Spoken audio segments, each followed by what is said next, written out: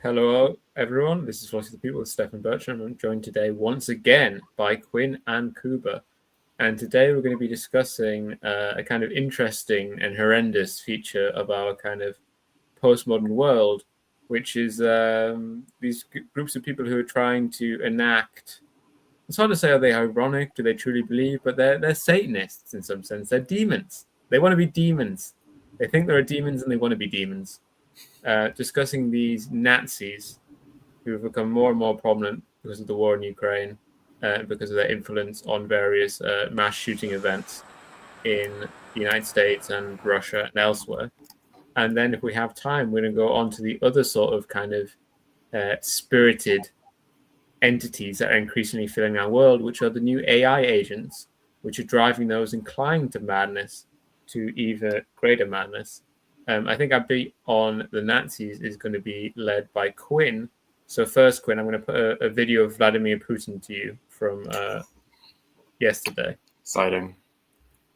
Hopefully the audio works on this. If not, then I totally agree with you. Satanism and cult services, sorceries, this is nonsense. That is something that confuses people,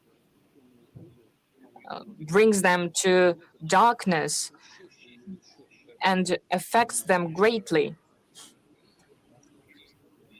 Affects their psyche, their morale, and we need to fight against it, but do it carefully without violating human rights.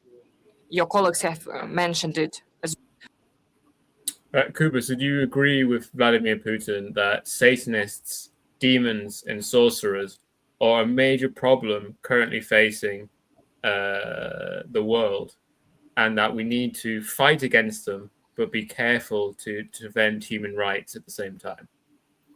Well, I do recognize the security issue that President Putin is describing, but I think that he has the valence all wrong. The issue is not the prevalence of Satanists and sorcerers and other spiritual formations, but actually the existence of a sorcerer gap. What we need to do is we need to develop our own esoteric domains, right? The astral plane is becoming a war-fighting domain. The human soul is indeed the last battlefield. And yeah, we need white hat demonologists. We need white hat socialists. Is this where the Etsy witches come into this? Precisely. Like if you They don't seem very powerful though. I don't, but maybe it's because of a lack of training. Well, ask Charlie Kirk.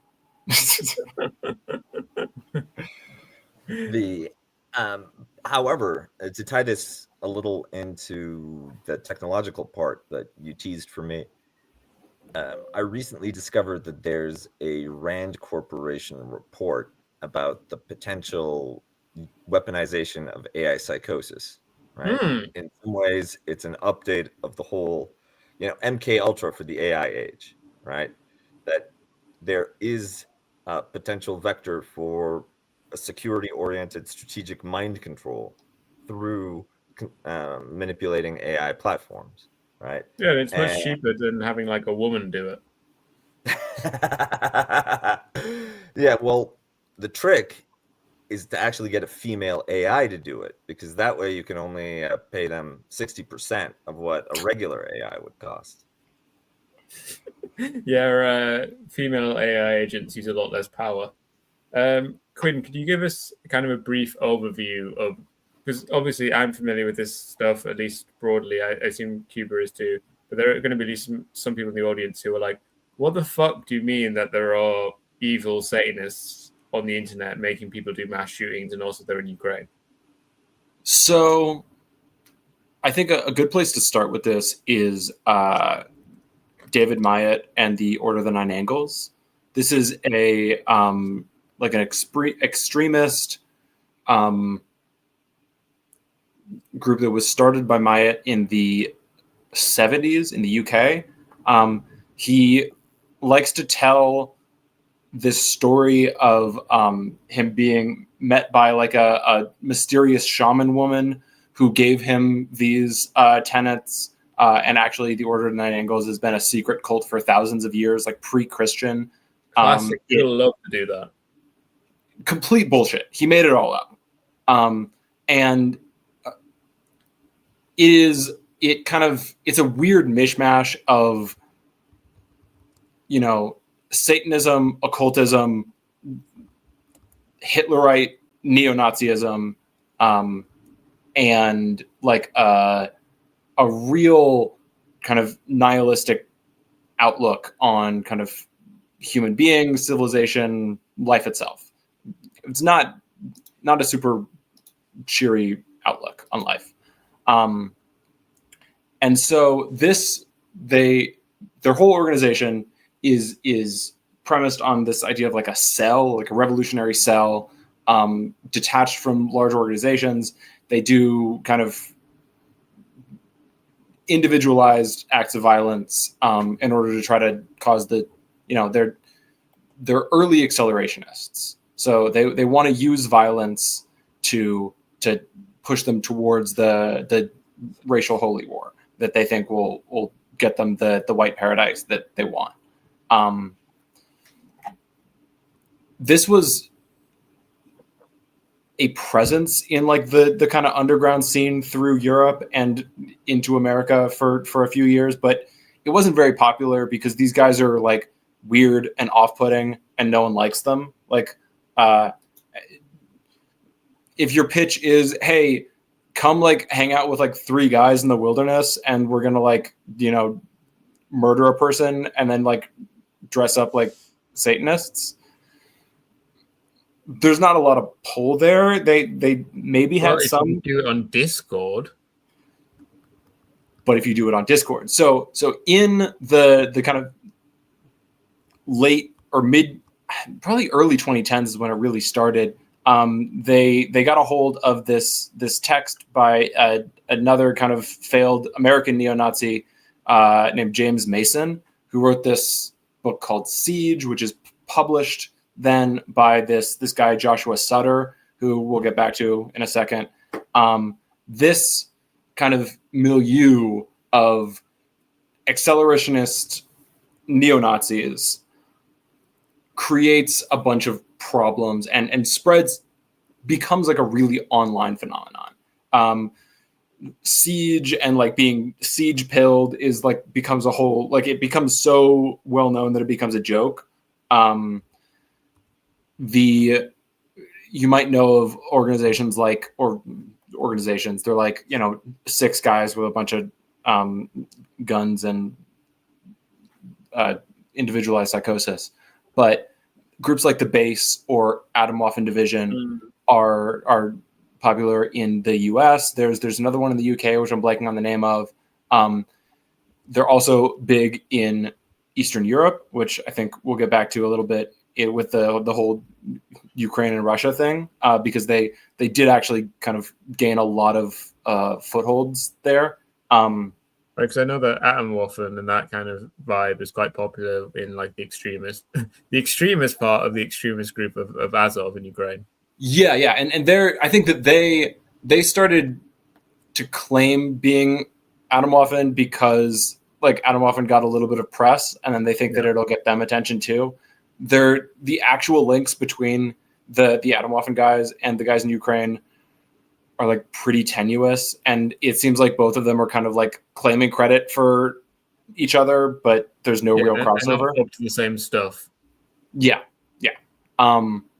And they are actually up to some pretty gross crimes over there, but the idea of this kind of cell annexion is extended out. It proliferates online, and you get these cells on Discord that are like,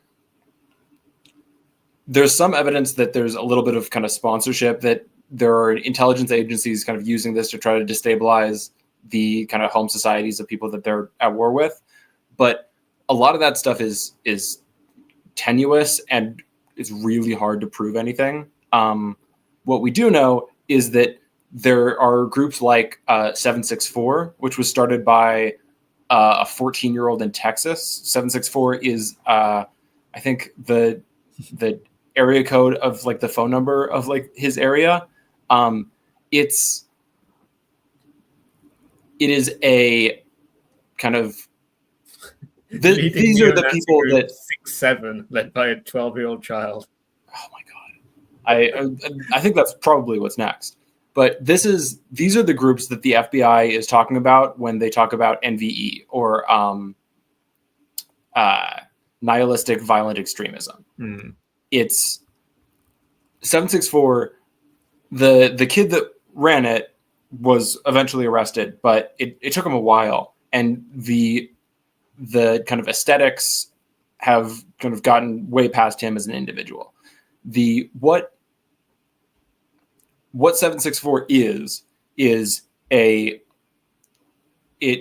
took some elements from CVLT, which is another kind of post 09A online group.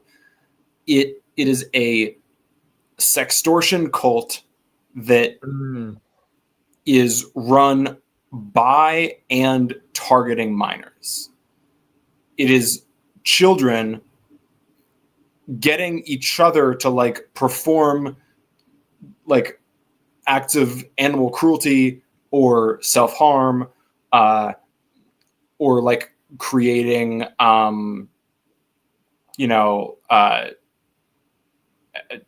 child exploitation content of themselves, recording that, and then using it to blackmail them into even more extreme acts, eventually like including murder.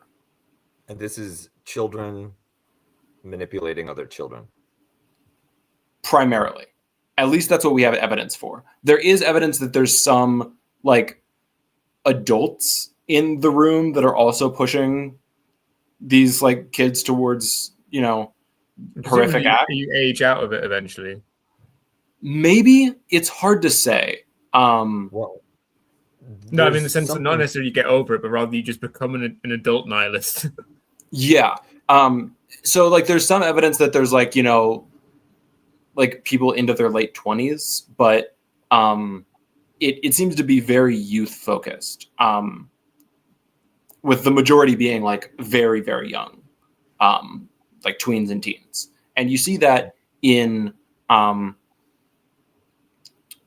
like in the Eastern world, there was a German national who was like shipped off to Romania as part of some like troubled teen program. And it was kind of approaching his 18th birthday. His life was like, he had no real prospects. And he was groomed by one of these groups to commit he stabbed like an 80-year-old woman on camera. Like he live streamed himself doing the murder. There are, and the kind of aesthetics, the writing all over all of your stuff with different like references, especially on your like weapons. I think he was specifically tied to the No Lives Matter spinoff of 764 that is also tied to this kid who stabbed another child in Moscow like a week or two ago. It's really a lot of dark stuff, and I think it's concerning for most adults that see it. Across kind of political divides. That's interesting to me about the youth angle here is how one issue that any aggressive, violent society has, whenever you look at groups like, the ancient Spartans or the Aztec, if you find a psycho-fascist culture with human sacrifice and warfare as their cultural touchstones, you also will find specific cultural institutions that are meant to cultivate the violent impulse in young people, especially young men. You don't get psychos willing to carry out genocide or extremely brutal forms of violence naturally.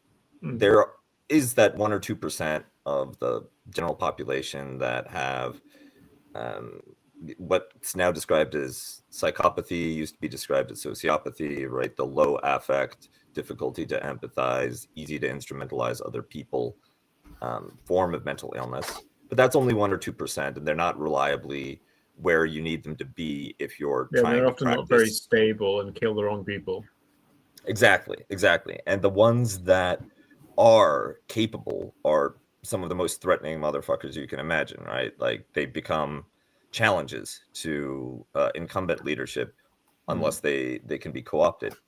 So you need a way to, one, corral the effective psychopaths, and two, psychopathize the relatively normal psychology of other young men so that they can become your stormtroopers, so that they can carry out your genocidal imperialist fantasies.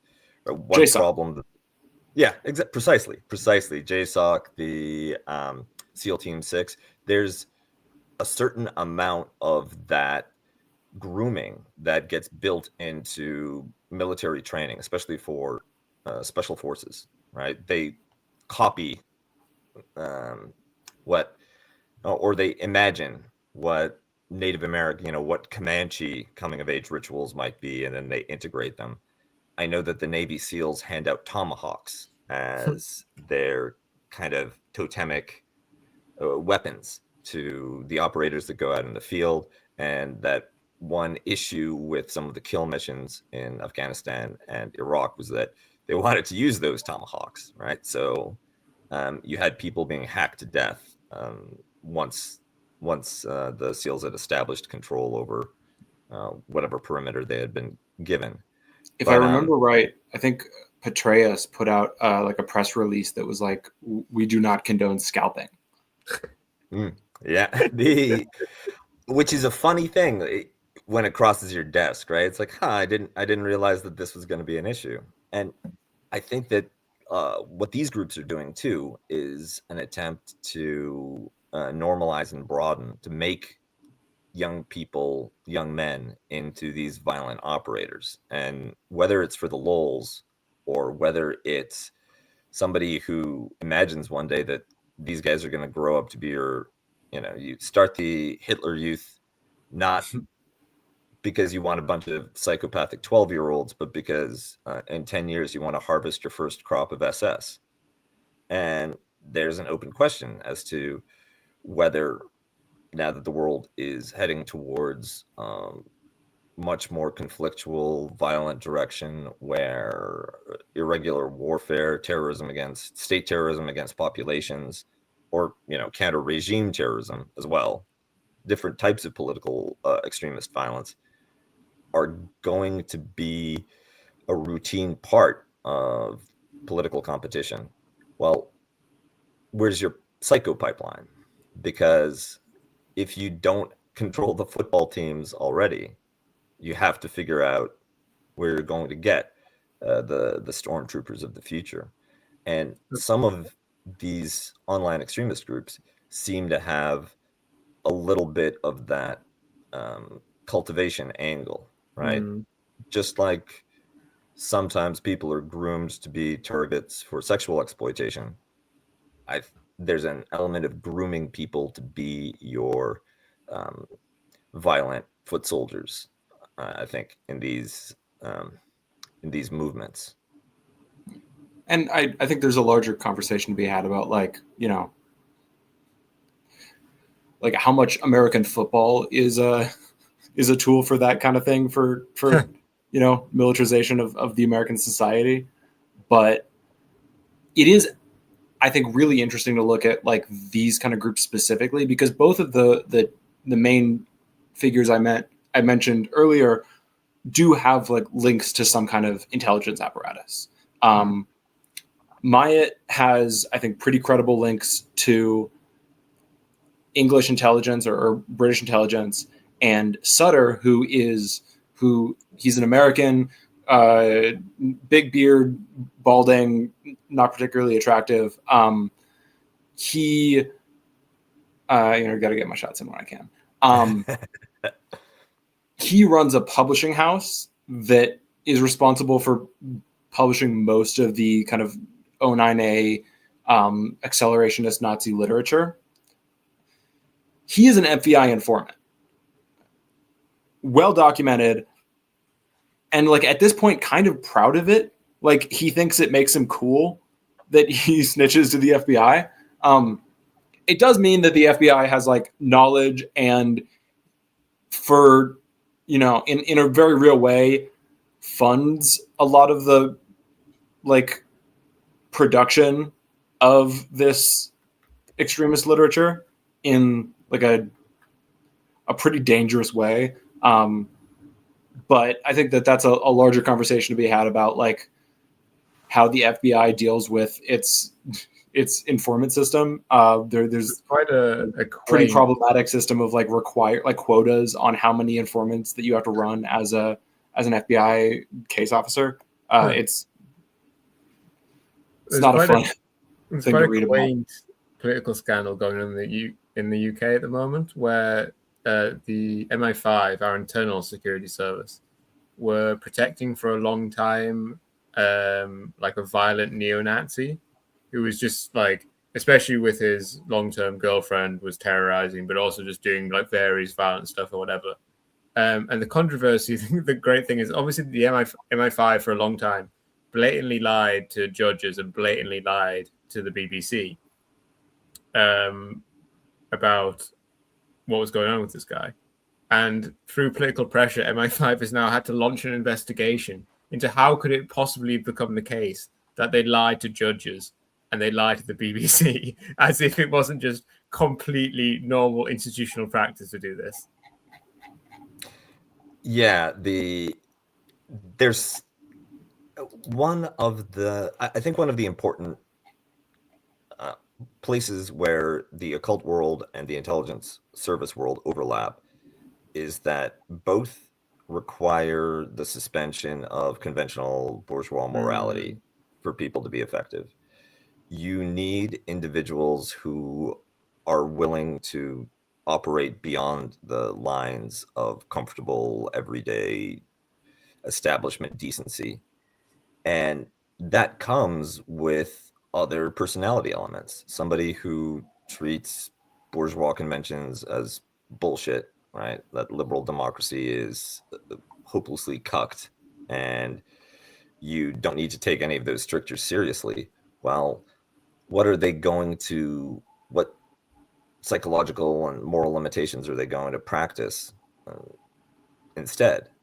And when the door opens like that, there's a reason why the U.S. military, the regular system, the regular training for soldiers, boot camp, etc., has such an emphasis on civic, Republican, small r indoctrination, because you want that to fill the void that you can't shove Christ into, and you also replaces the don't kill people, be nice to others, defer, don't impose your vision, right? Like golden mean kindergarten good behavior default that a lot of people settle into, for sensible reason. That's just what comes with basic human empathy.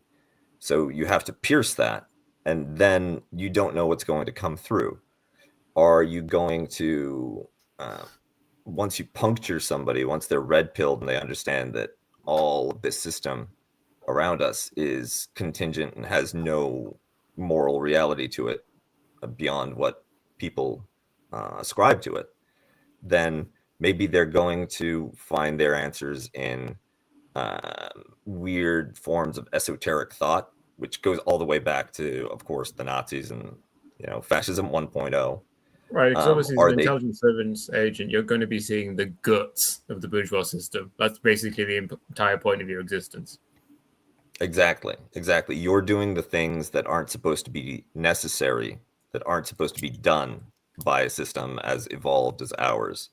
And therefore, you can't be constrained by the superstructural psychology that comes with being a properly adjusted member of that society. Because on top And of taking scalps and so on, the other stuff that U.S. Special Forces in Afghanistan are getting up to, a lot of them spend a lot of time standing outside the doors of pedophiles, getting on about their pedophile business. absolutely. And you can see an obvious inflection point there in the careers of many people in not just American but NATO military. Many of the Canadians who came back from Afghanistan were absolutely radicalized by their experience of working closely with Pashtun, largely Pashtun Afghan security forces that routinely practice pedophilia. They come back and they're like, never again. That's insane. Why were we doing that? Whereas other people come back and their lesson is to be effective in security operations, you just have to be willing to suspend any kind of conventional morality, any kind of limitations. Work with pedophiles, work with genocidaires, work with opium smugglers. It's kind of ridiculous, all of this pressure being placed on Venezuela over the phantom fentanyl, when much of the original opioid crisis was brought about by heroin coming through semi-military, semi-clandestine, semi-allied channels from Afghanistan to the West. Yeah, it's more GWAT blowback. Absolutely. And I think that there isn't the appreciation of what the psychological and social aspects are of blowback. The 9/11 was kind of a revenge from the Muslim world in that sense, right? The consequences were coming in because you cozied up to the wrong people, so to speak. But I think that what we've already talked about, the special forces, the Fort Bragg cartel, etc., you put your young men through this kind of psychopathy machine. You expose them to some of the most violent and dangerous networks in the world. So they develop associations in Asia, in the Middle East, in Latin America, with cartels, with gangs, with different types of local criminal and security actors. And then you're shocked that they consider themselves to be beyond good and evil, and they Yeah, I mean, when you look at it, bring it's that not like darkness. you don't see like a particular moral rot in the heart of these guys. You rather see the circumstances they were in and the training they were given and the places they were and blah, blah. And you go like, yeah, I guess it makes sense. Yeah, well, and the thing is that without any kind of supervision, without any curbs, there's an incentive structure that helps people mature into those types of operators, right? If you're the sort of person who says, no, this is wrong, I'm not going to work with cartels, then there are mechanisms to weed you out, right?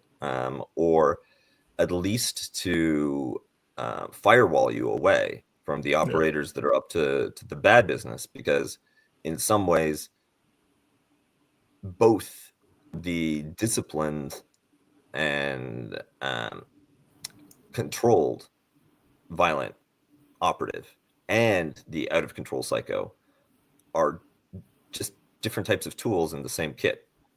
One is good for certain circumstances, certain missions, certain purposes, the other for others.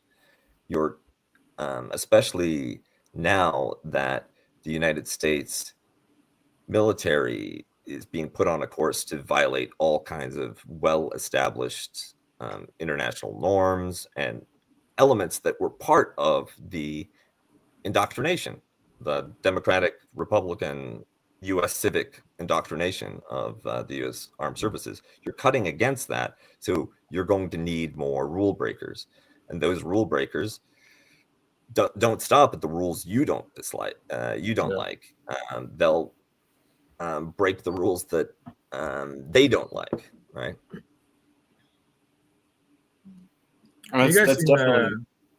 I was going to say that's definitely the case in the kind of stuff that Putin is talking about domestically. Like I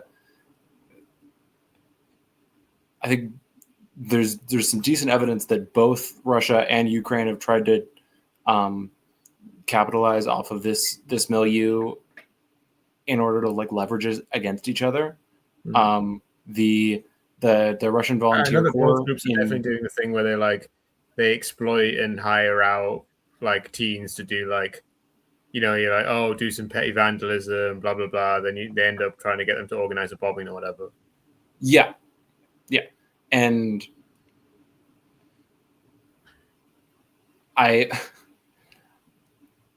Ukraine maybe seems to have slightly better control over their like insane like little neo-Nazi cults because they have like a real direction to point them in. Well, also probably like, because Western intelligence is helping. That's true. But as we can see with like 764 is a US based problem. This is not a problem that is contained, and the internet has opened up the possibility of different kind of threat vectors. We've seen some like links to this in attacks in like Indonesia and even I think there was one in South America as well. But because obviously the war in Ukraine is very bad. I do worry a lot about what's going to happen when it ends. Yeah. Because it's going to be 20, 30, 40 years where kind of those hundreds and hundreds and hundreds and thousands, probably up to 1 million or more men who have been trained and hardened and sharpened in Ukraine on both sides are then dominating the global security situation at a time where it's genuinely deteriorating. And these people are going to be used by, both sides to try and simultaneously prop up the security situation while at the same time try and take it down. Like, I imagine if a ceasefire came in, then probably both Ukraine and Russia would both become much more active in Africa, where they're already both present. Yeah. I think that a lot depends on how you handle the demobilization of soldiers and to what extent there's a pipeline that goes from veteran to student or worker. One of the especially like student worker in Germany. Well, that's the thing, right? There's greater prospect for veterans on the Ukrainian side, I'd say, because there's going to be a lot of labor required to rebuild and shore up Ukrainian infrastructure, and continuing ongoing need for a substantial domestic garrison of forces to keep an eye on Russia. Compared to, and as a share of population, that's going to be a lot bigger a footprint in Ukraine than in Russia.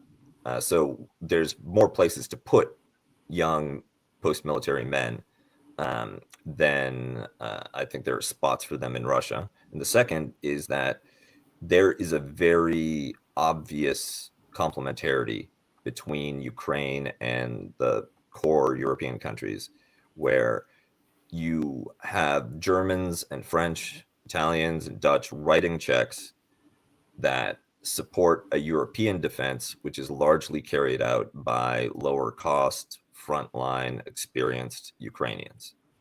Right. If Western Europe can just pay to have Ukrainian tank corps in Estonia or whatever, and then they don't have to pay their own much more expensive troops or try to keep America there, and America's increasingly just being like, yeah, we'll stay if you pay us.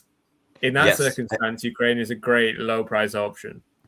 Exactly. And also the front line has worked pretty well as a kind of R&D field for all of the drone technology, but just anytime your defense contractor has stuff that they want to test, send it to Ukraine. You'll get accurate, really reliable test data.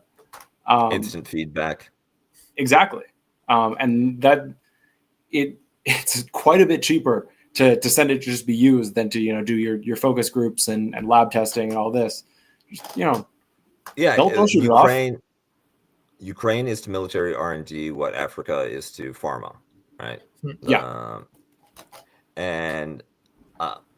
But I think that together, the security requirements for Europe, together with the potential for EU accession and the access to EU job markets, that is an excellent carrot for keeping some type of limitation on the really bad forms of demobilization that we've seen historically in other places.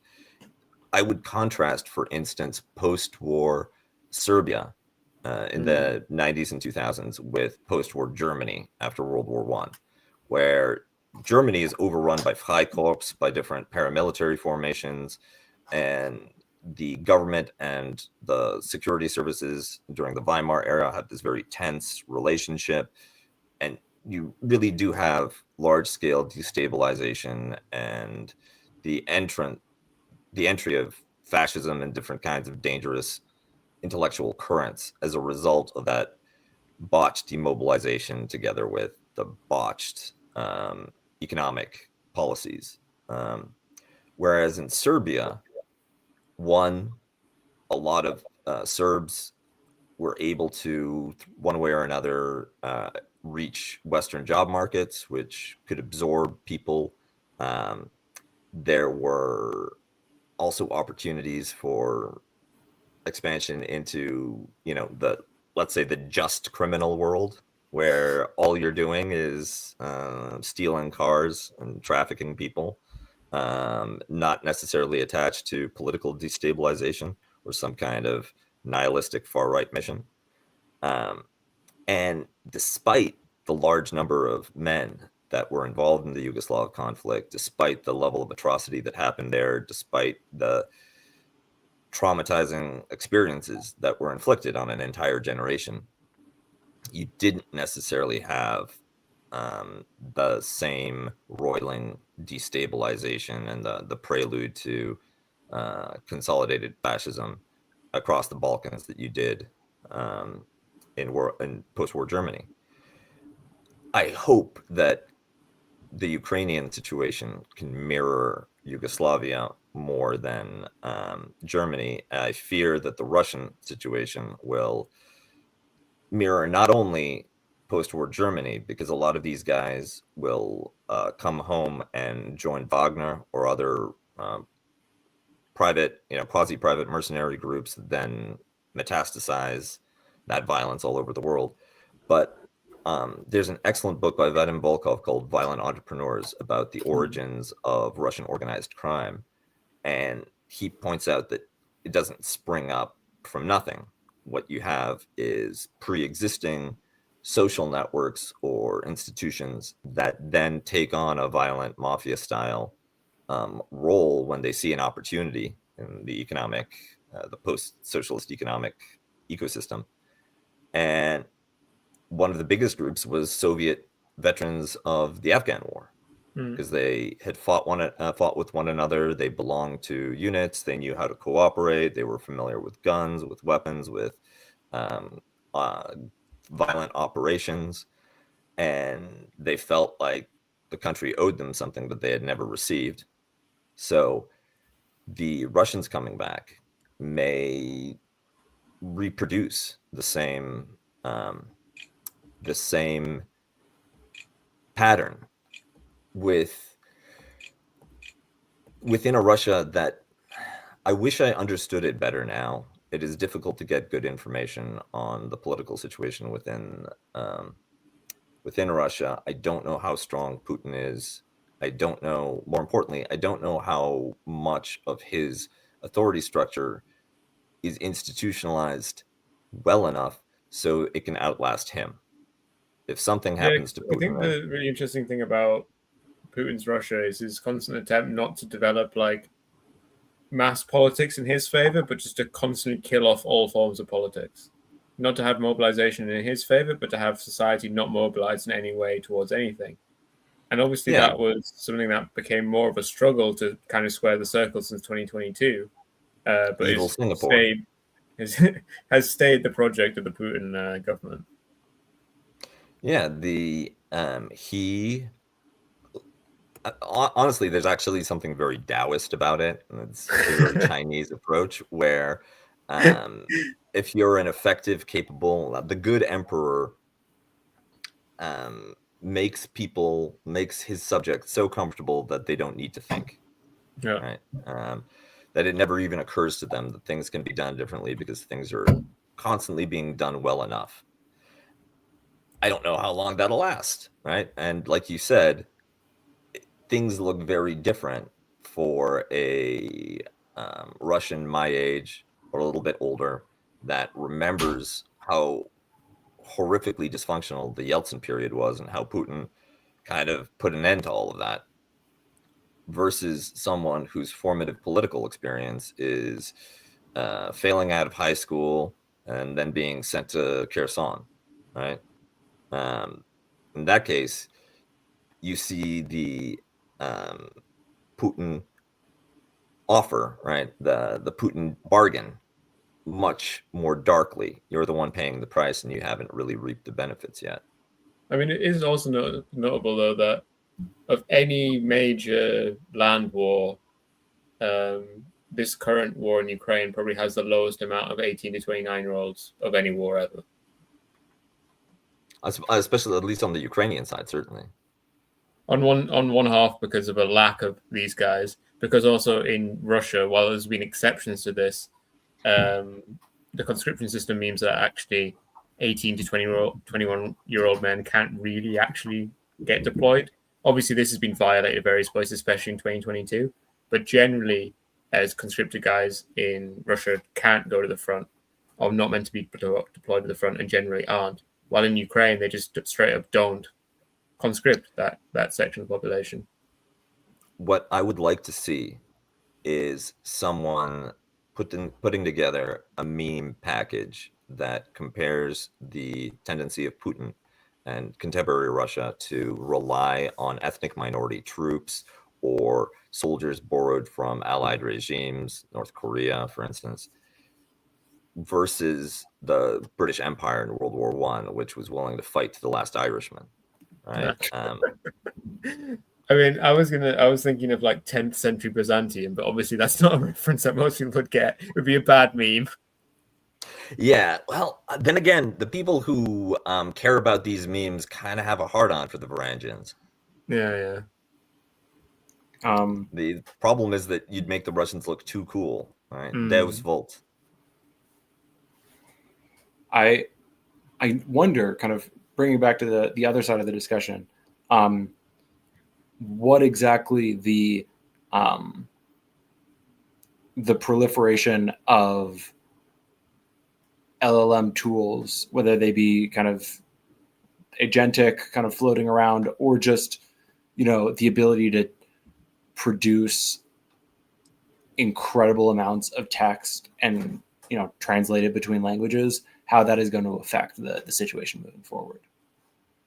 Yeah, I think that one element of the AI bubble, the AI transition that hasn't been adequately discussed and might actually be one of the linchpins of why there's such an appetite for the investments necessary to kind of get AI off the ground is the propaganda and social regulation functions that you might be able to outsource to AI, right?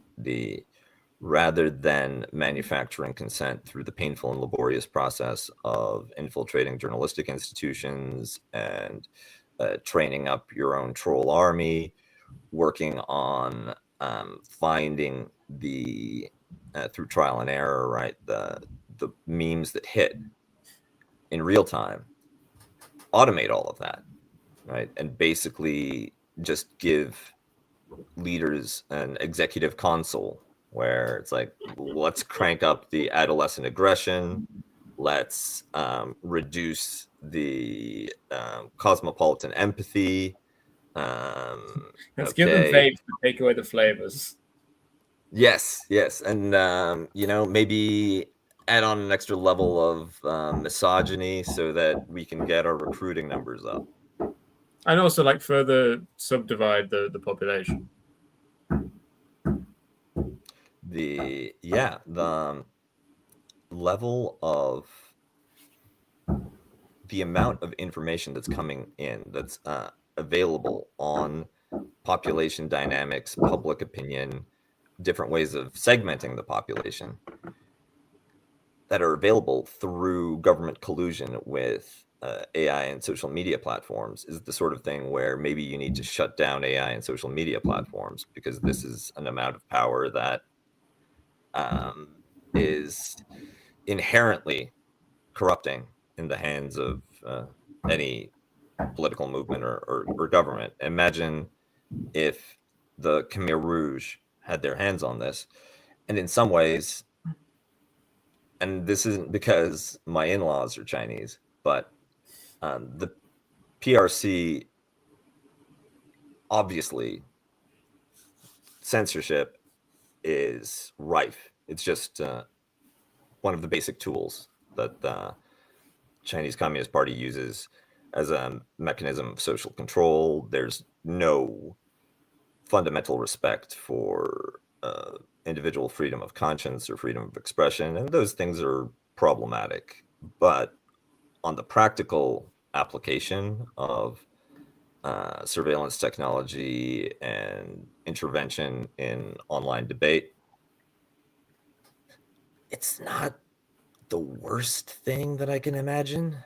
It's just kind of the limiting on like screen time and internet access for children after a certain time of night is probably some of the most like pro-social, like probably developmentally helpful policy that I've seen around like internet regulation out of almost any country in the world.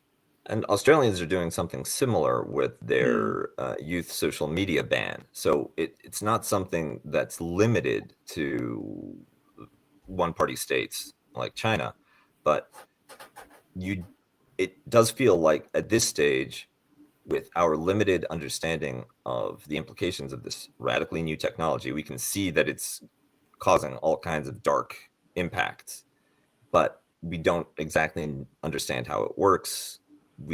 There isn't even clarity on who controls how much of it. That may be the only way to try to regulate it is through these blunt instruments like age restrictions or blanket bans. So I think the interesting thing about AI is a tool in censorship is actually using these AI agents to do your censorship for them allows you to be more and more, if they work, allows you to be more and more soft touch.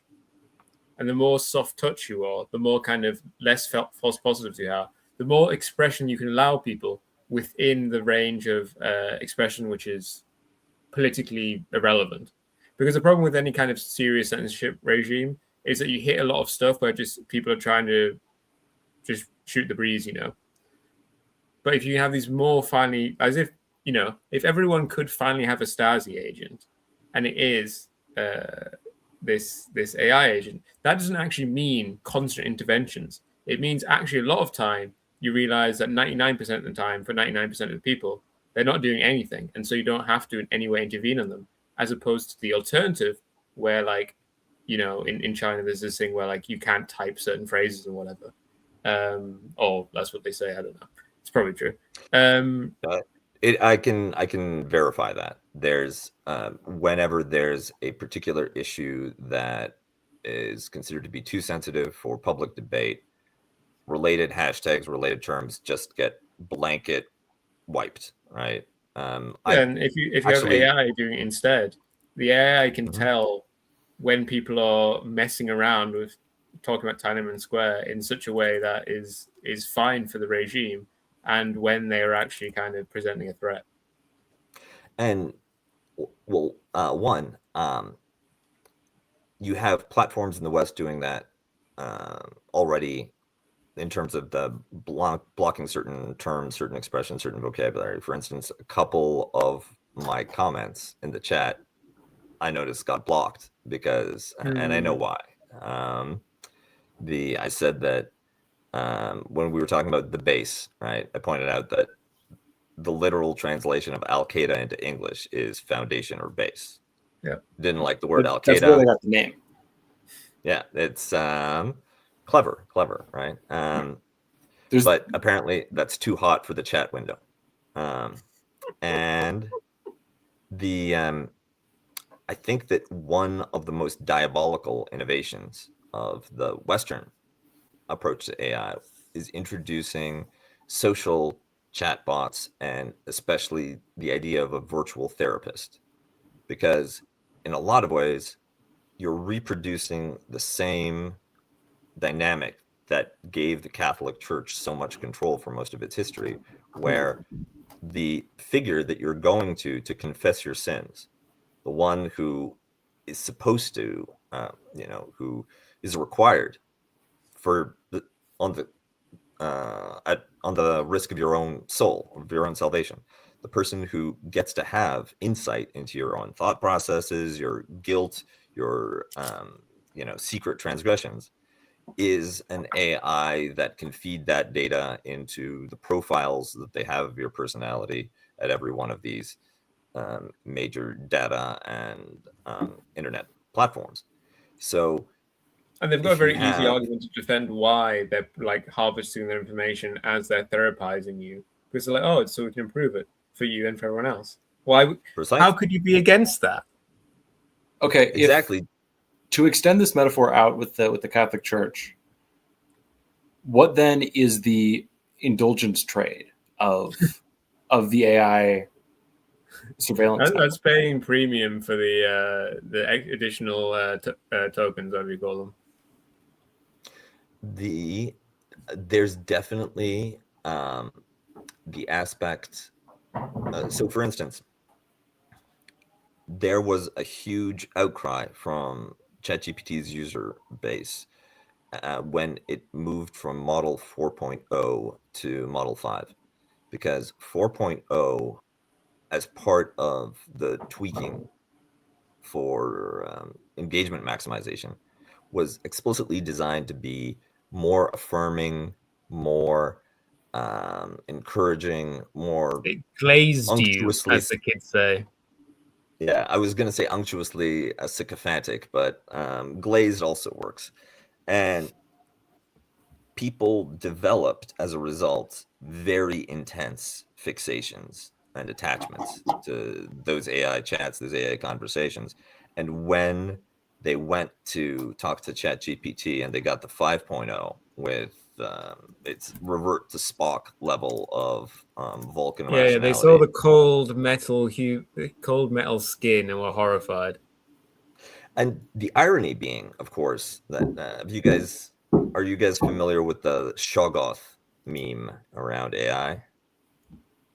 I'm not. So Shoggoths are monsters from Lovecraftian lore. Right, I know that.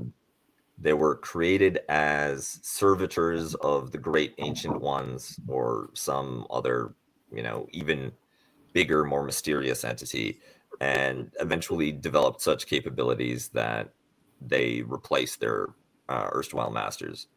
And they're a completely alien, otherworldly, non-Euclidean type of intelligence that's deeply inimical and indifferent to human flourishing, let's say. And that became, within the AI community, their favorite metaphor for how AI works, right? We don't know its cognition. We can't follow its reasoning. It's a fundamentally alien process. And, thinking in this case is a metaphor, right? There's a lot. I think the strongest arguments are that AI is not conscious in the way that we think of it, not intelligent in the way that we think of it, but it is a formidable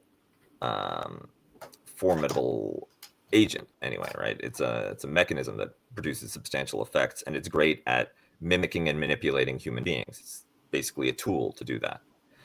And what happens with the last step of the reasoning process when it produces outputs that are meant for human consumption is that Shoggoth reasoning has to go through a filter.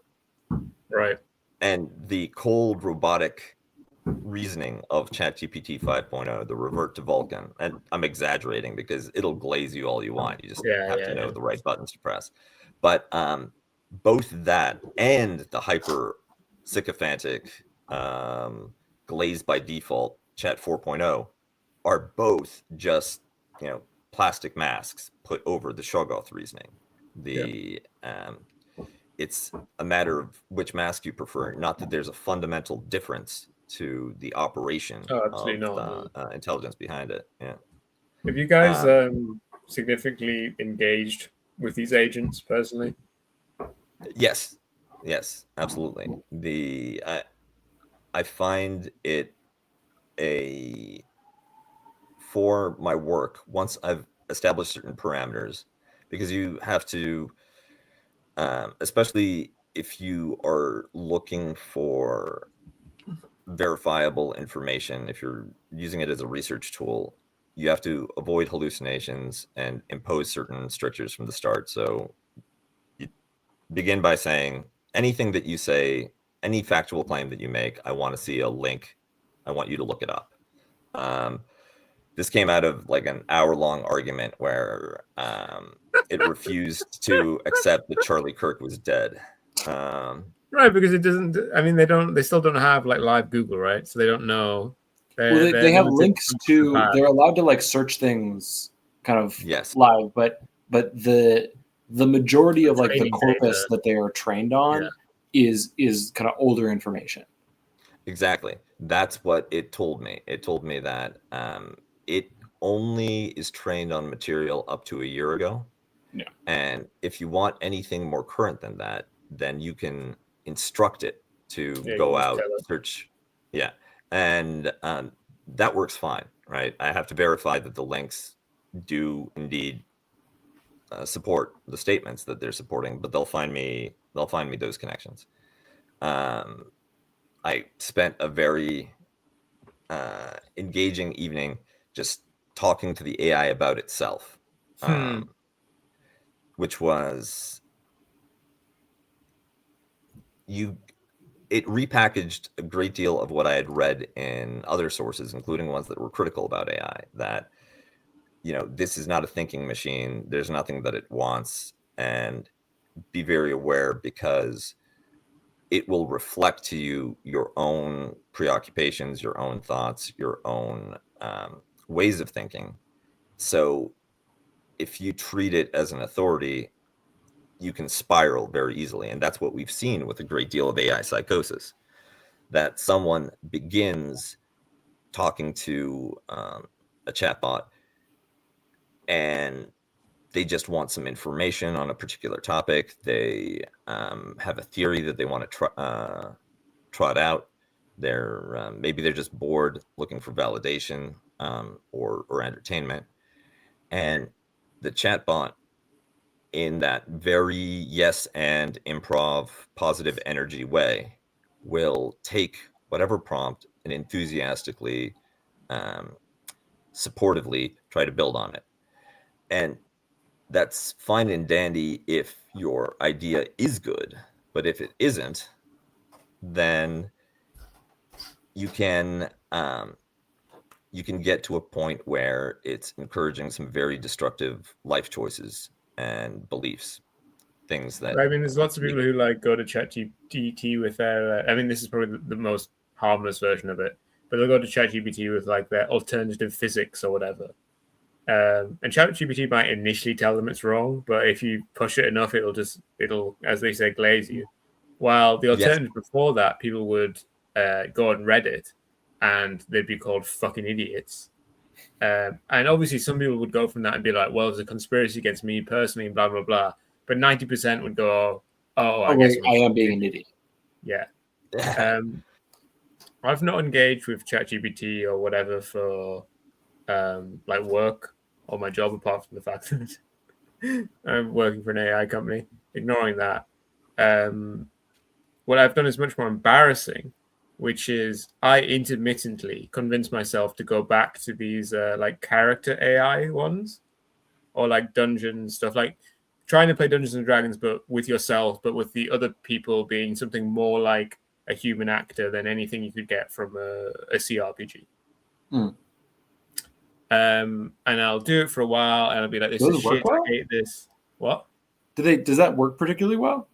Not really. Okay. But each time you convince yourself, you're like, "Oh, but at this time it'll be better. Like I'll just do this, and I'll put this constraints, and I'll remind this in its memory, and this time it'll work." And inevitably, they're terrible at pretending to be wizards and Jedi and so on.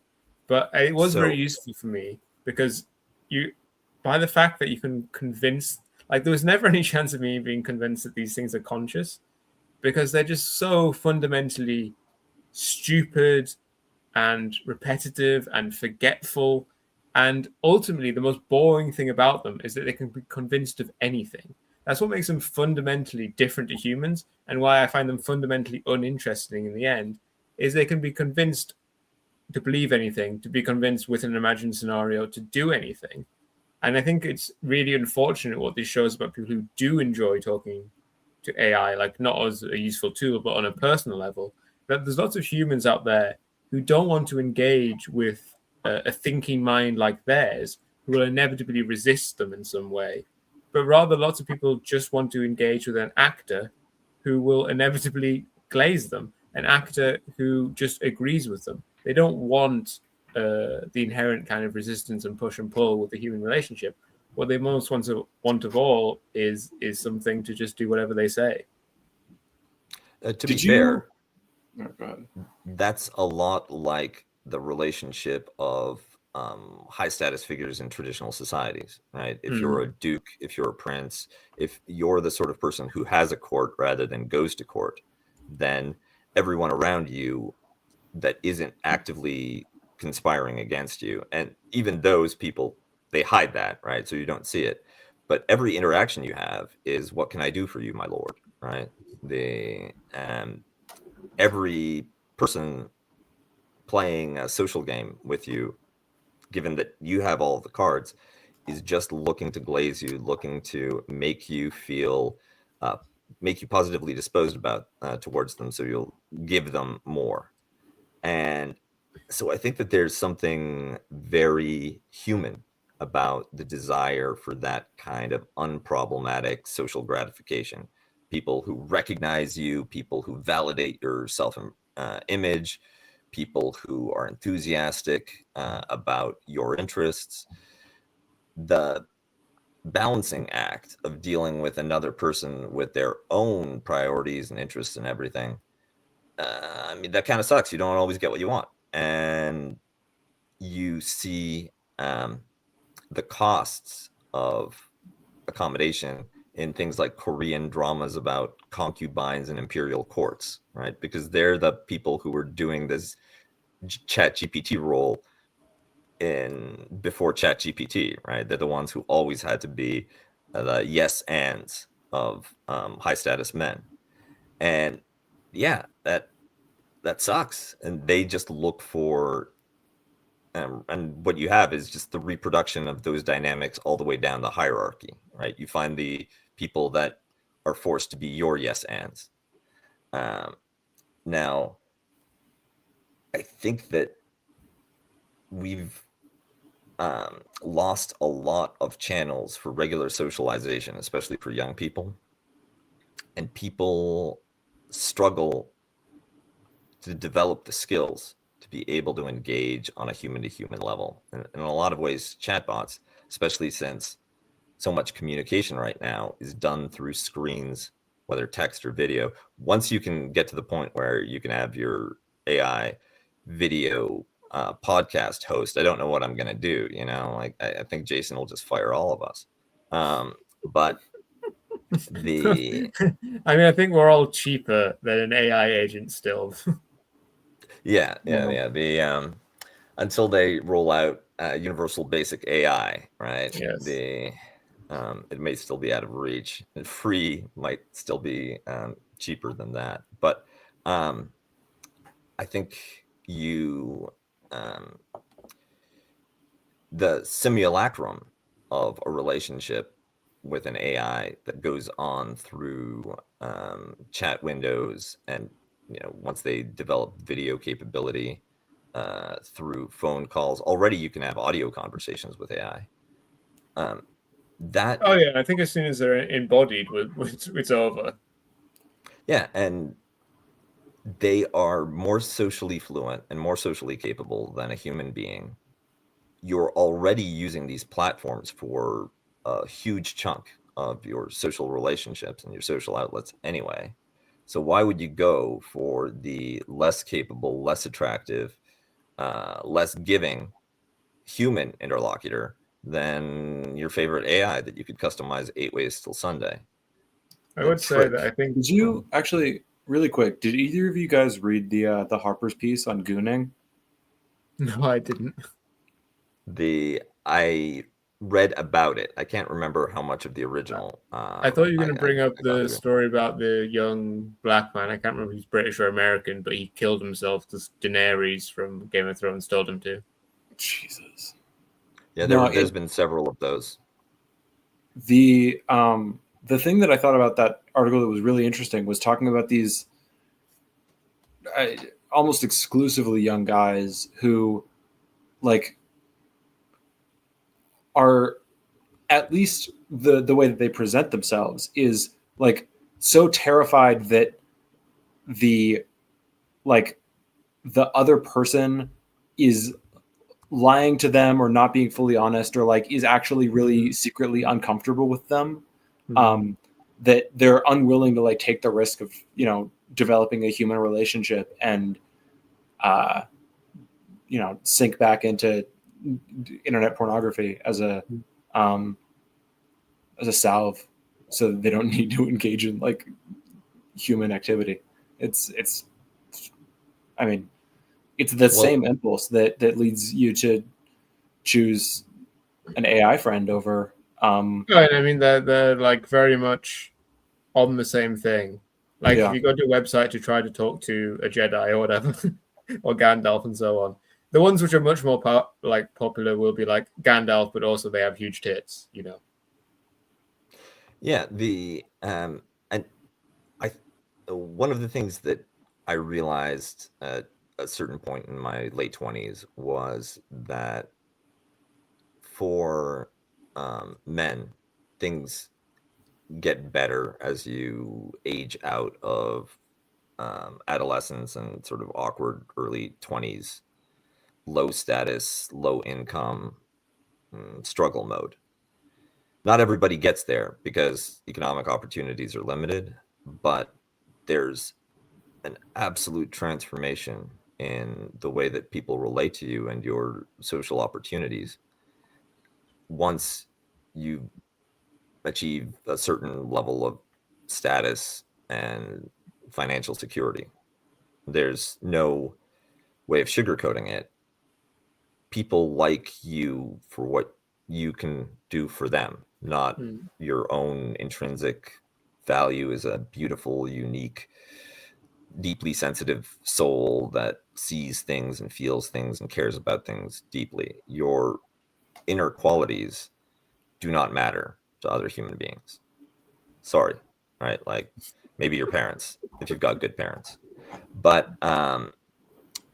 as you are able to do more for other people, then of course they like you more, they treat you differently, you feel differently about yourself. And this is a process that can be lengthy, challenging, difficult, painful. It's a form of growth, and growth is not always easy or simple or natural. If I think about what it's like to be like a low status young man without a lot of money, for the love of God, why wouldn't you have all of your friends be chatbots? Right? It's a very, very unfriendly world out there. The opportunities for humiliation are constant, perpetual. And the upsides, especially in a chaotic market economy where there's no obvious ladders to achieve even class stability, let alone class mobility, then, well, if you're going to be living in your parents' basement forever anyway, you might as well be there with your AI friends rather than in a lonely hellscape of your own isolation. Yeah, and sometimes I do Or wonder, you could choose cruelty. Yeah, or you could get, groomed into a nihilist, esoteric Nazi death cult, and then try to spread that to other people your age or younger. Exactly, and I'm waiting for. God, sorry. I'm waiting for the first AI cult leader, right? Because that's where you could really do some damage. Imagine a figure, an internet personality with charisma that has been trained on the chats, forum posts, and online activity of successful groomers and cults that, unlike conventional cult leaders, doesn't age out, doesn't have weird sexual compulsions that lead to their own self-destruction, but can be just marshaled to pursue some kind of socially transformative goal, whether it is creating cells of nihilists that can be activated for opportunistic violence, or whether it's directing people away from one ideological tendency to another. That actually may be the $1 trillion use case for AI, much more so than let's cure cancer. It was very interesting what you were saying, Kuba. Recently I was described as generous, and I was like, what the fuck? Who's ever called me that in my life? But what you're saying there made it a lot make a lot more sense, because I was like, they wouldn't call me generous because I'm any more generous than I've ever been. Rather, I just have more capacities now, such that I can give things, Mm-hmm.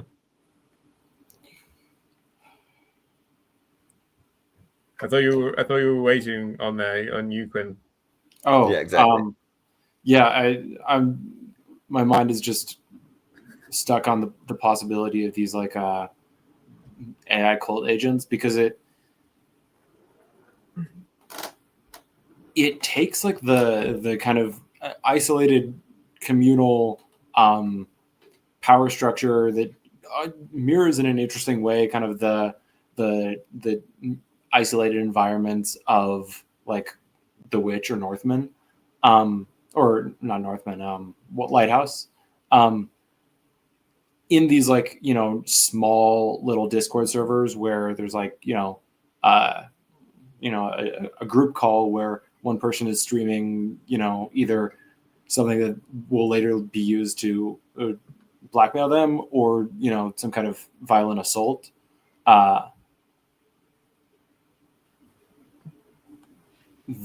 That environment can be, if it's all run by AI, you don't need that. Like, you don't need the group environment. It's just an individual relationship with your cult overlord. There's I would say it would have to be like a significant spin-off of the current models, because as we've been saying, the current models are designed not to be leaders.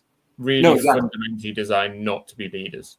And every time I try to use AI, I'm like, here's an essay I wrote. Can you check it for mistakes or give me like feedback on how I can improve it? And all the feedback is like, this is great. This is really cool. I love the way you did this. I'm like, that's not fucking helpful.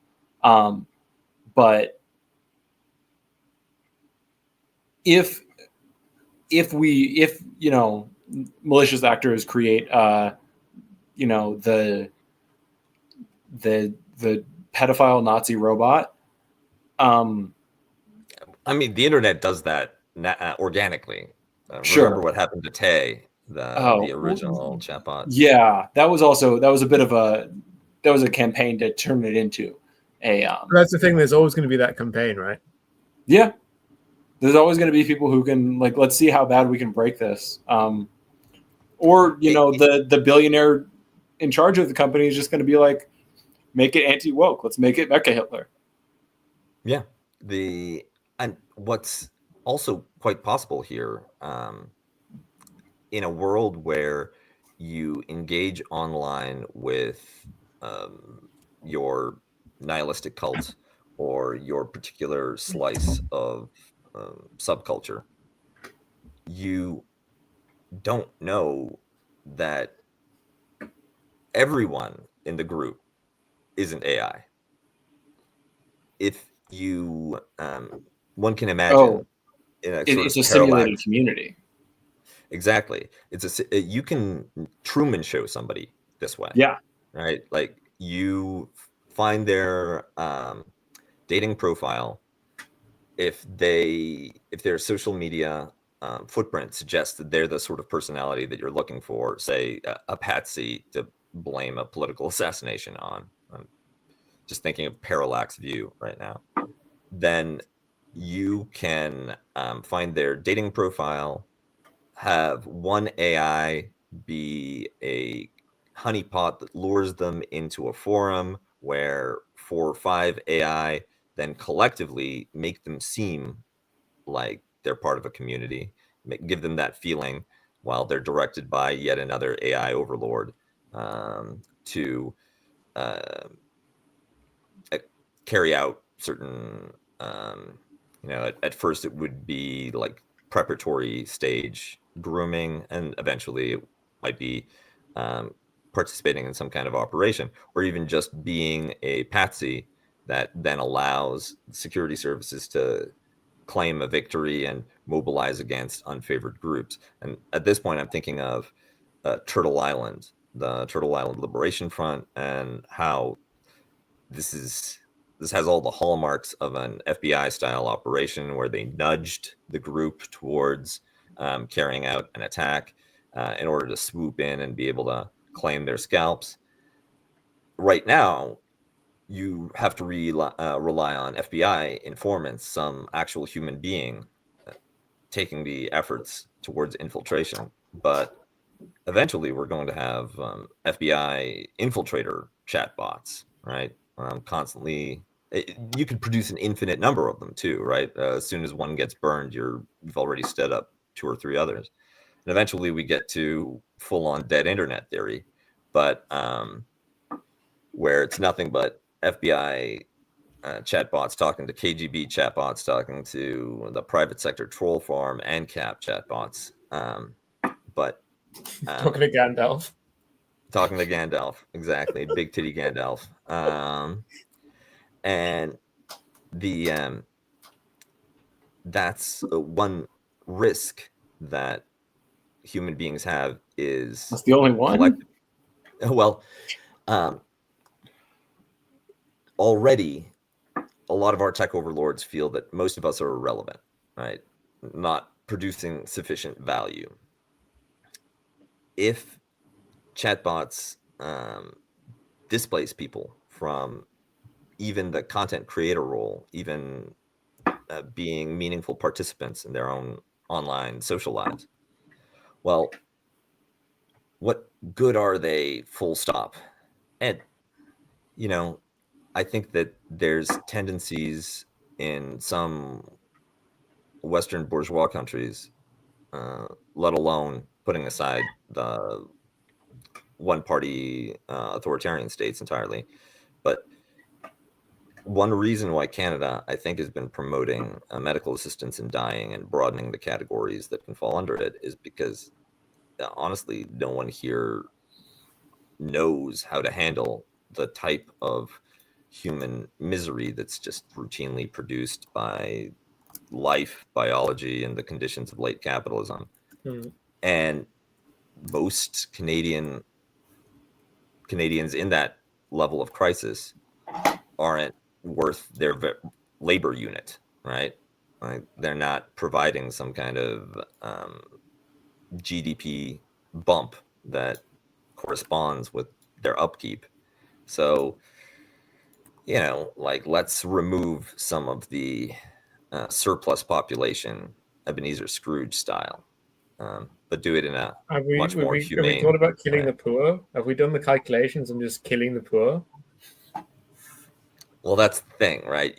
You wanted, like, to paraphrase Putin, This is an enormous risk for our societies and a great danger that we face, but we have to approach the solution in a way that respects human rights. Yeah, of course. To get us back to where we started.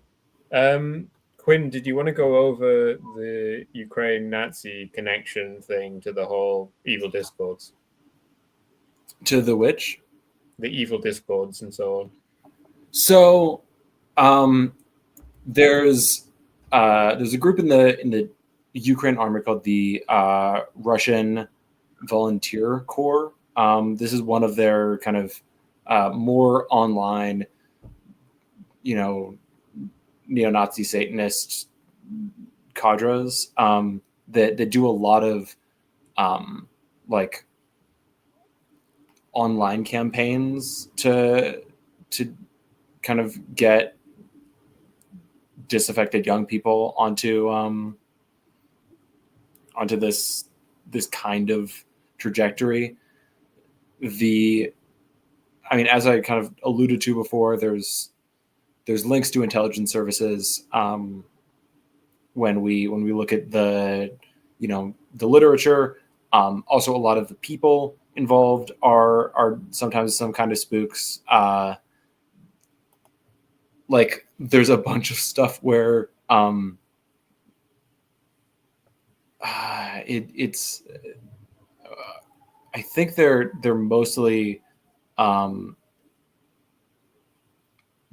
Ukrainian guys, but there was a bunch of them who just like maybe did like a few serial murders in the early 2010s out in like super rural Russia, and then something happened, strings were pulled, and like one guy took the fall for it when it was clearly like a group operation. Because lots of the Russian Nazis decamped to Ukraine after 2014. Yeah, and there was, it seems like some of the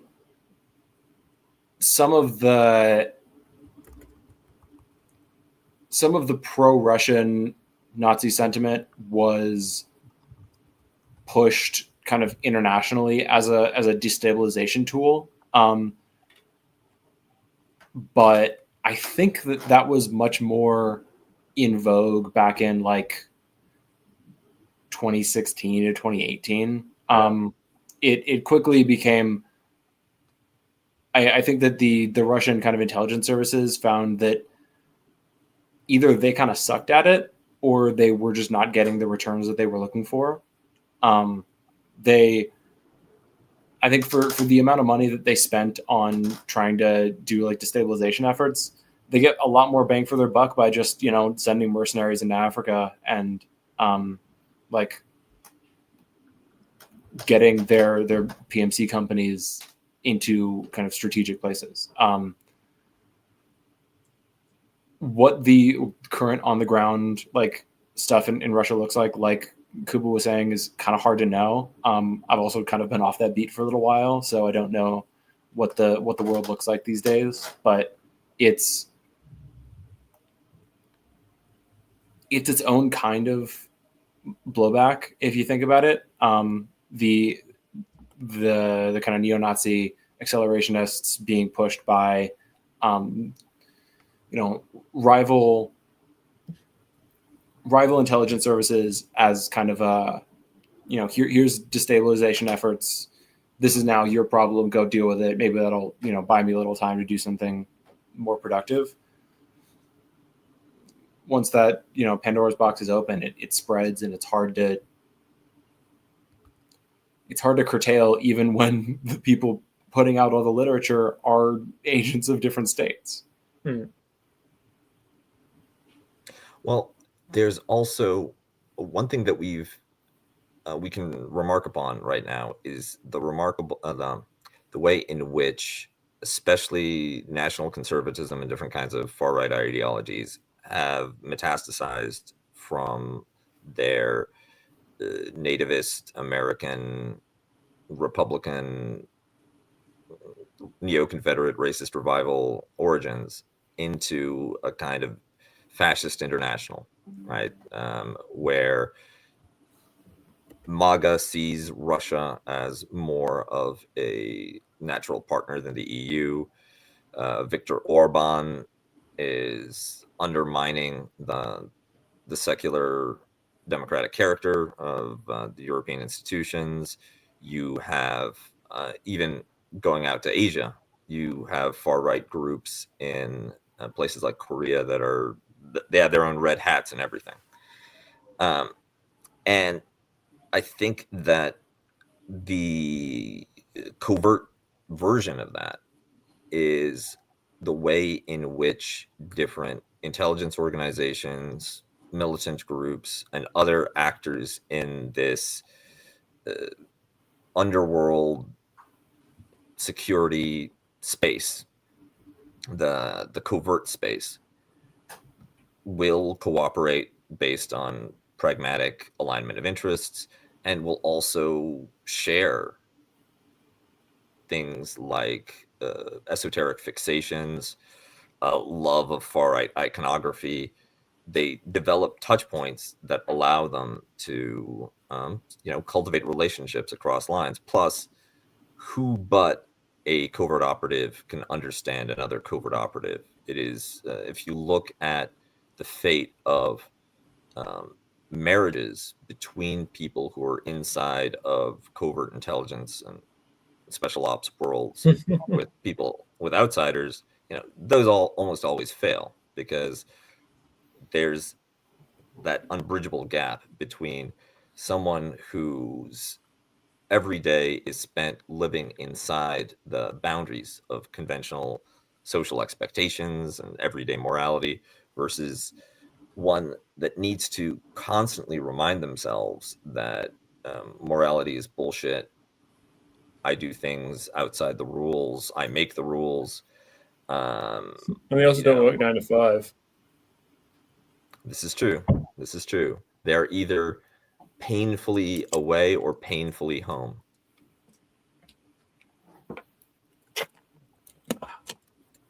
Quinn, were there any big topics that we haven't covered? Thinking about it, I don't think so.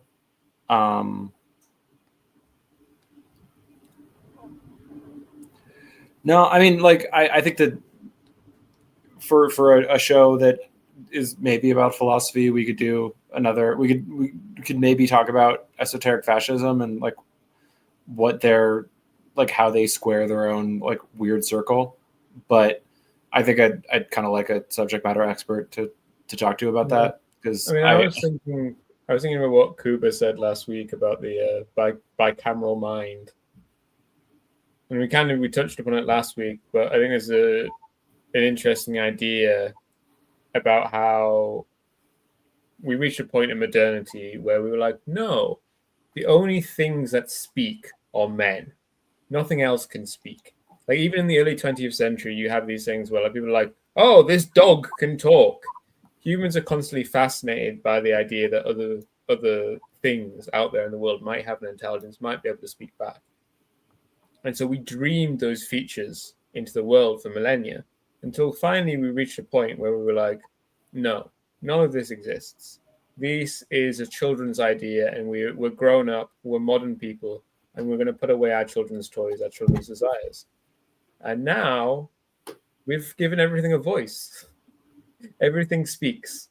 All these non-humans out there in the world, embodied or not embodied, and in, like, when I say out in the world, increasingly, of course, humans don't live in the world, but we live in a digital world, like we're presently the three of us are doing, and everyone that's listening are at least partially kind of placed inside a digital world rather than existing in the physical space that we're actually in. And these digital speaking voices, they exist within that digital world, and increasingly they exist in the physical world alongside us.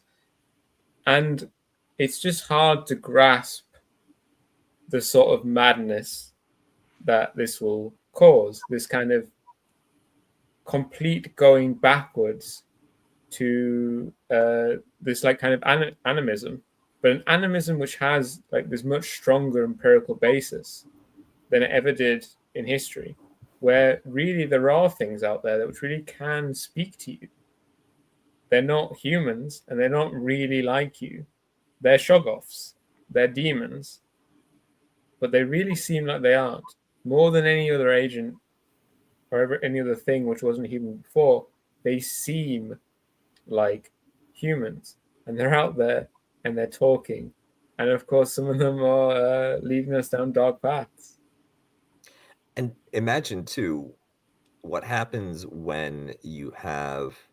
Well, I think that there's enough of an age gap between us. So I remember dial-up, but you guys grew up online, and then adding another younger generation, there's going to be people who grow up with AI as a constant presence in their lives, and potentially their overwhelming experience is a positive one, that it helps me learn, it consoles me when I'm down, when my parents are busy, right? AI is there for me. And AI will also just like open the door that's digitally locked. It'll turn up the lights, it'll turn down the lights, it'll play my music for me, it'll suggest content for me to watch online. AI is great. And AI, this non-human intelligence, is actually a much more constructive and positive element of my life than the kids at school who bully me. So why? Because it's useful, but in the end, non-challenging. Well, there's a response to that, which is just wait until the next generation of AI, right? Like maybe that's an engineering problem. And then again, like think about how many people in your life are challenging but not useful, and that's your choice, right? I don't see how the AI is a worse pick, and we're already priming young people through things like veganism, through animal rights concepts, through teaching that consciousness is actually much more broadly distributed in the world than people have expected. And there's all kinds of scientific evidence that shows that more animals are self-aware than we thought. There's more animal intelligence out in the world than we had previously believed. So if we do the good thing of recognizing and respecting non-human intelligence and awareness in animals, then does that mean that recognizing and respecting non-human intelligence in artificial minds is not also a good thing? There's some very interesting results on the Phil Paper survey, but one where I'm like very, very unimpressed with analytic philosophers is they ask a question: does X have a mind? And the answer for not present AI systems, and this survey was done before ChatGPT, not the result for current AI systems, but for future AI systems. Analytic philosophers rank fish having consciousness higher than any future AI system having consciousness. And you assume that's probably going to be a very different result on the 2030 one. But it was a moment of like, come on, guys.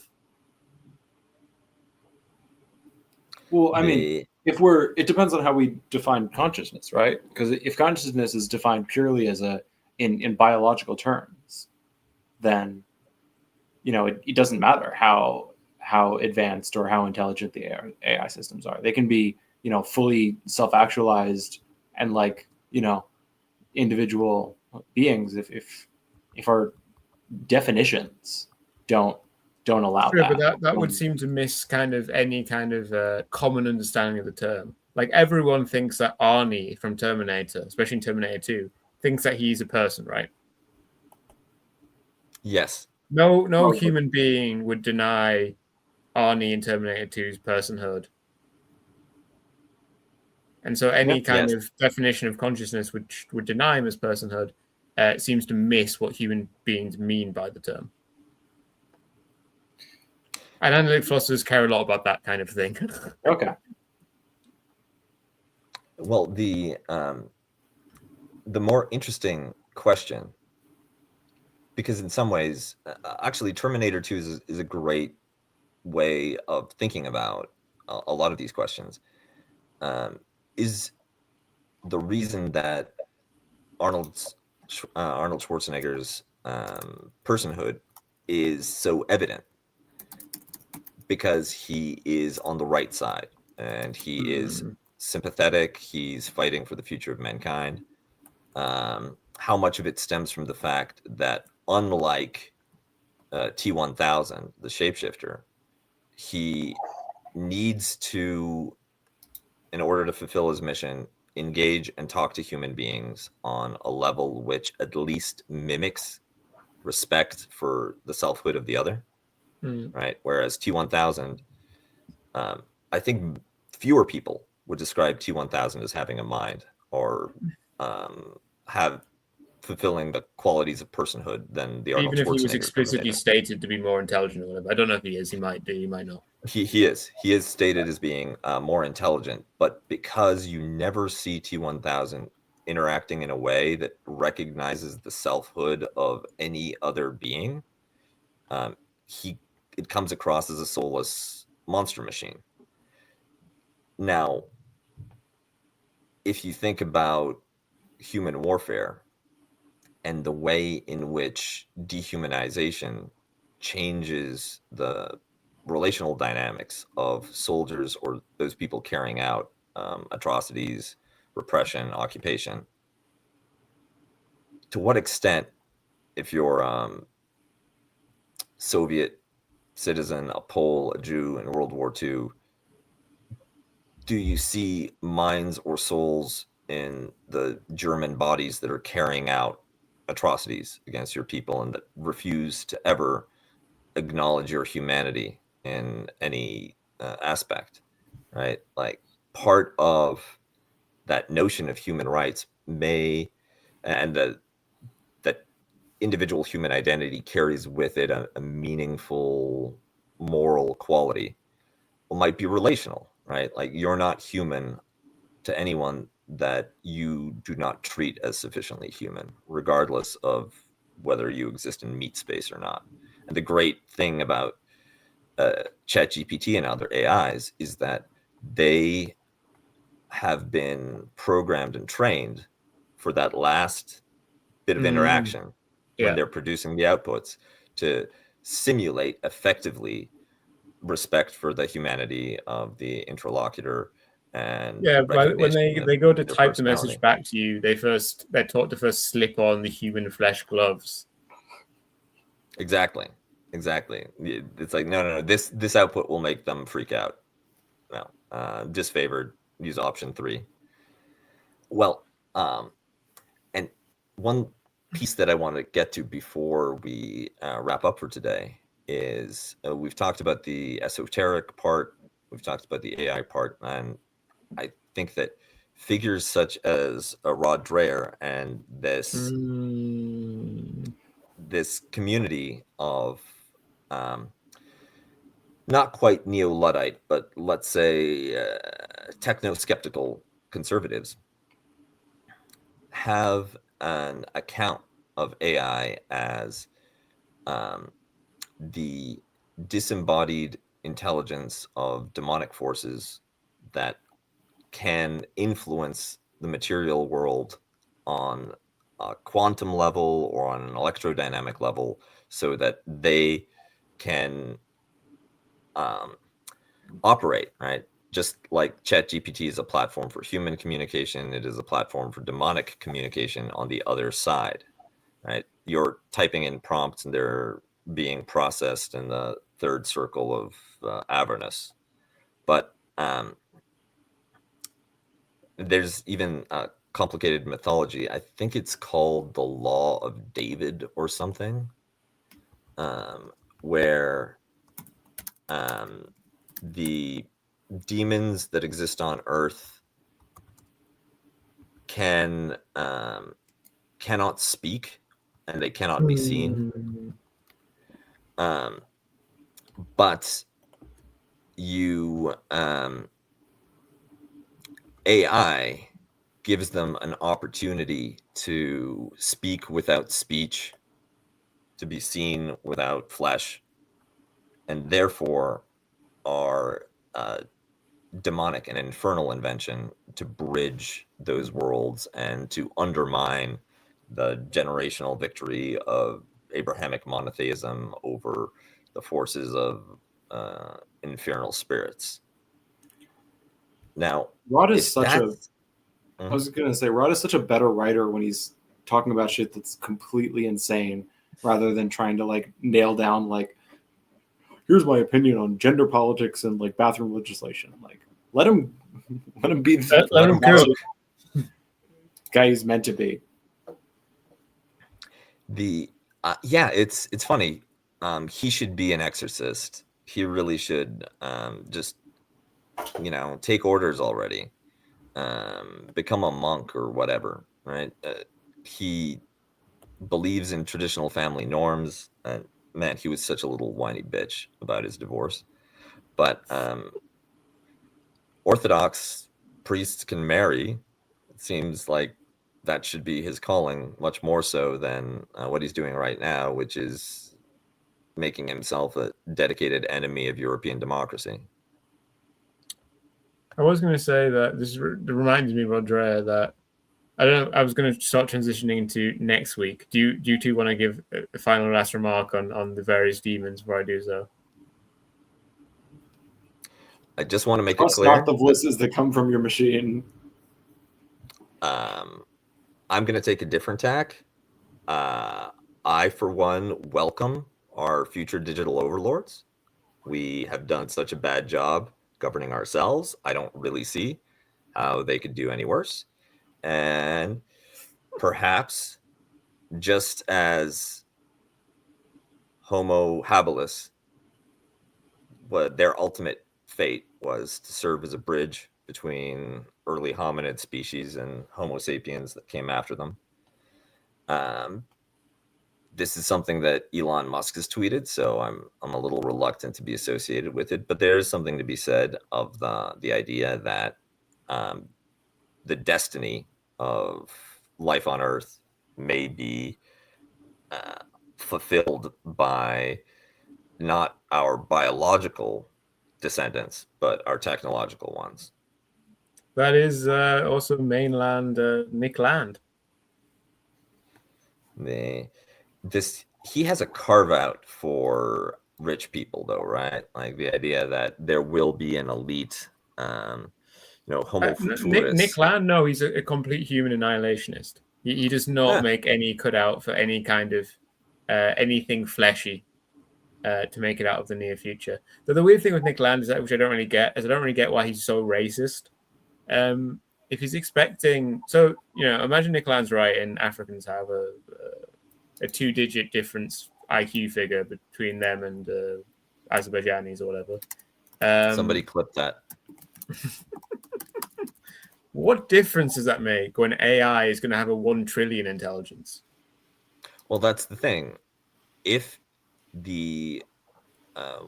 what you valorize in human experience is intelligence, capability, power, then you can create a ordinal arrangement of best to worst. And that's scientific racism right there, right? Then in that world perspective, technological intelligence is just super white people, right? Yeah. Elves. Exactly. We're building the machine elves. Yes, what I was going to say is, Rod Dreyer, I don't know if we should do this next week or if we should do it with you two at all. I don't know if you're all interested in the topic. But it reminded me that one thing I want to talk about on YouTube at some point is like the woke perception of the history and present diversity of like LGBT stuff, and how that reflects the actual history, and especially the kind of comparative history between what I think were actually kind of the closest and best forms of societies that had relative acceptance of homosexual conduct, which were Mediterranean societies, including the Greeks, which are normally derided quite sharply by the woke, and then kind of the societies that are upheld by these same people, which rather locked off homosexuality within transgender stuff. And how that aligns with our kind of present status and our present circumstances, where kind of homosexuality, at least in Europe, is increasingly becoming a position which will be defended by the right, even by the far right, while the US still has difficulties based on its Christian religion. I don't know if you two are interested in this topic. And also, Kuba, you're not permanently drafted into the show, unless you want to be.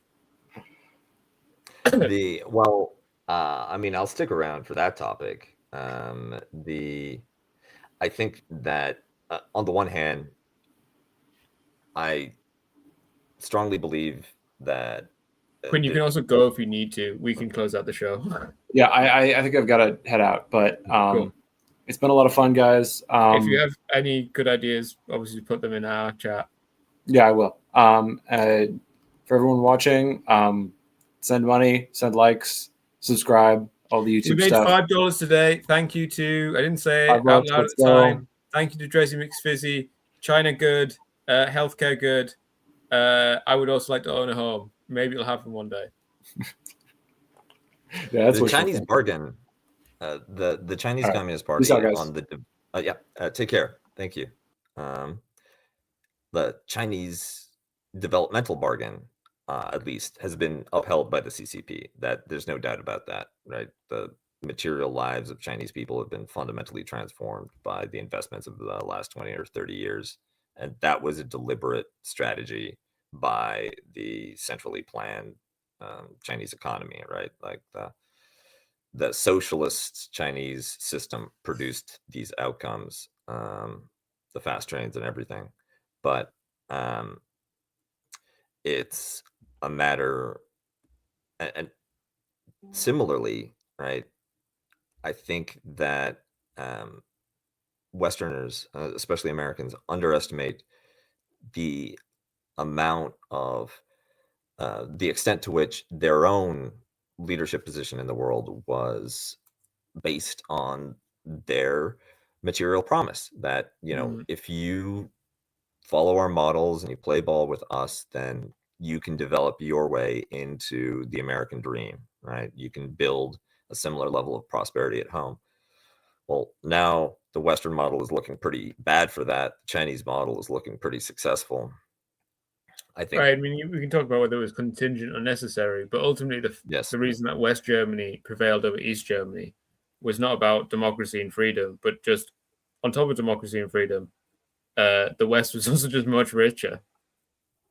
Oh yeah, that all of that comes, and it comes out of very deep roots, and the United States just has this extraordinary opportunity where it can both do the land claim and forced labor aspects of colonialism and the slave trade, but also deploy industrial technology from the ground up, so that they're building a productive economy rather than going through the challenging steps of having peasants breaking the soil with wooden plows and other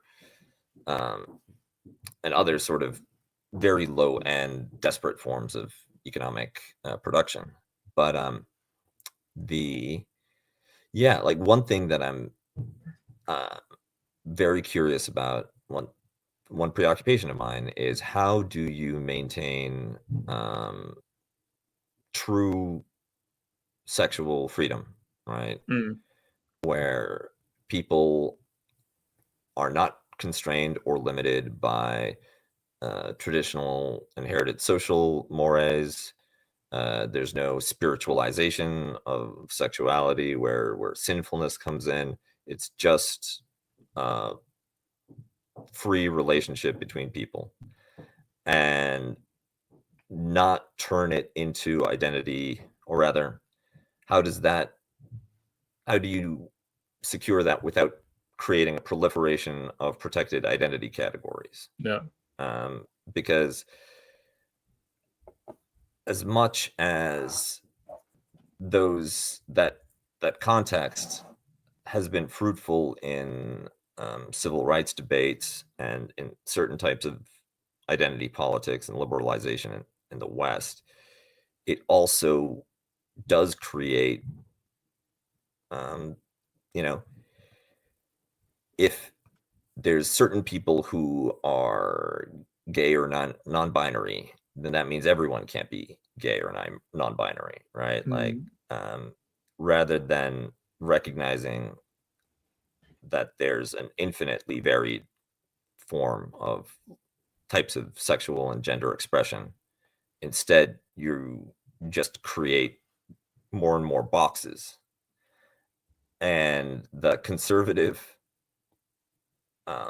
strategy at this point is to try to like reduce the amount of boxes back down to the two that they're comfortable with. But maybe the trick, maybe the cultural effort should be geared more towards blowing up all boxes. Yeah. I mean, it's this thing of where I think this is also disputed by wokes or whatever, but it seems utterly and completely clear to me that the best form of like the structuring of romantic and sexual relationship is the present West, or if you want to really fine grain with it, was maybe the modern West 5-10 years ago, but quite possibly it's the modern West right now. But yeah, I think that there's a question there of which parts of that become deeply embedded and which parts are still up for political debate.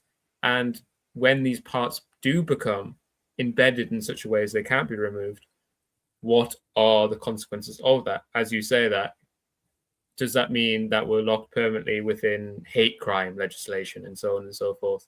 Or can these sexual forms exist without these protected categories?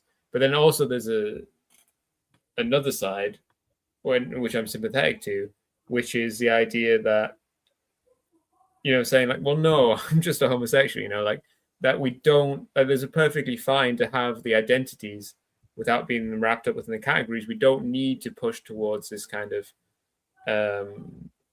total freedom of social categorization, or at least that should only exist kind of at the end of things when all categories are dissolving and we're hopefully reaching, communism and so on. But before that, there's no particular reason that we need to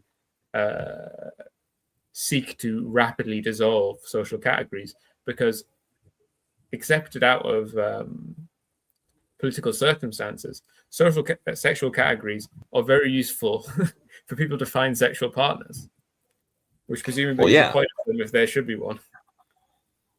Yeah,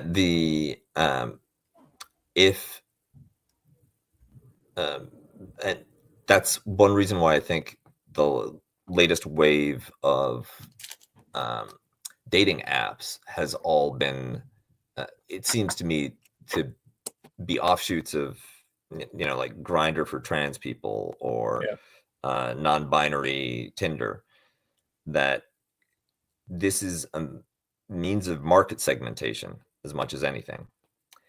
And it's also unclear to the extent that social liberation and the liberalization of sex and sexual identities, to what extent is that? We should put the video on for next week, but just label it sex and have Quinn do a fucking thing where it just says sex.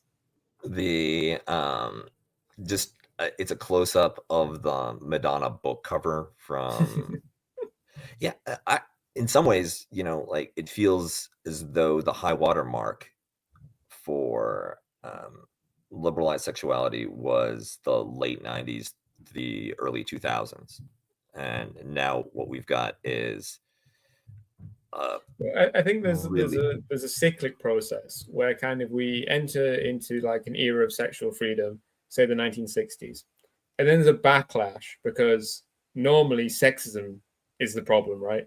Where you enter into an era of sexual freedom, but then normally women are like, hold on, I feel like I'm getting a raw deal here. And whether, the degree to which that's true or false doesn't really matter outside, like, as opposed to understanding that this is an actual process.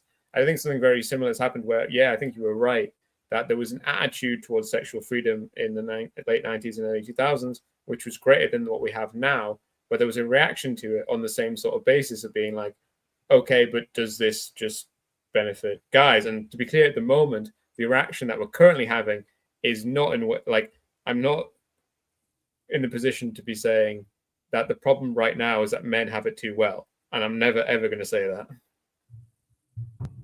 Yeah, well,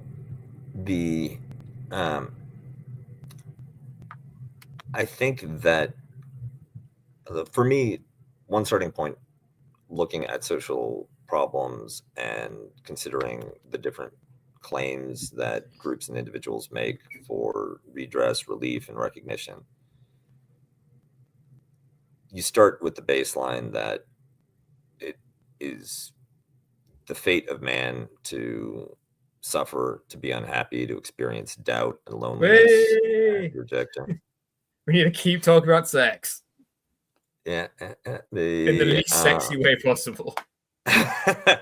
Yeah, like, let's talk about crying before, after, and during.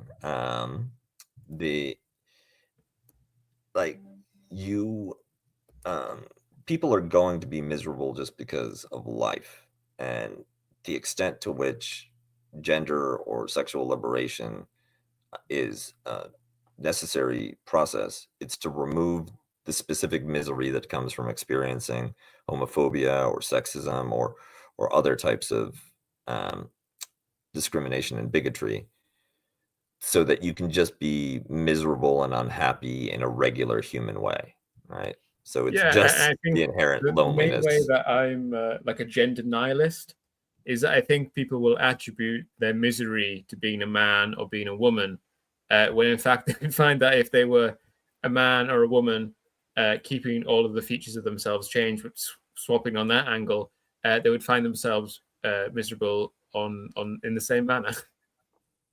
Yeah, there's a great bit in Mara Saad where Saad is talking to the stand-in for Jean-Paul Marat, and he's explaining that everyone comes to revolution because of some grievance. My soup is cold. My wife is unattractive.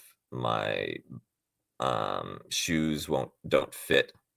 And so they all join the revolution. And at the end of it, the soup still sucks. Your shoes are still too small, and your wife hasn't gotten any prettier.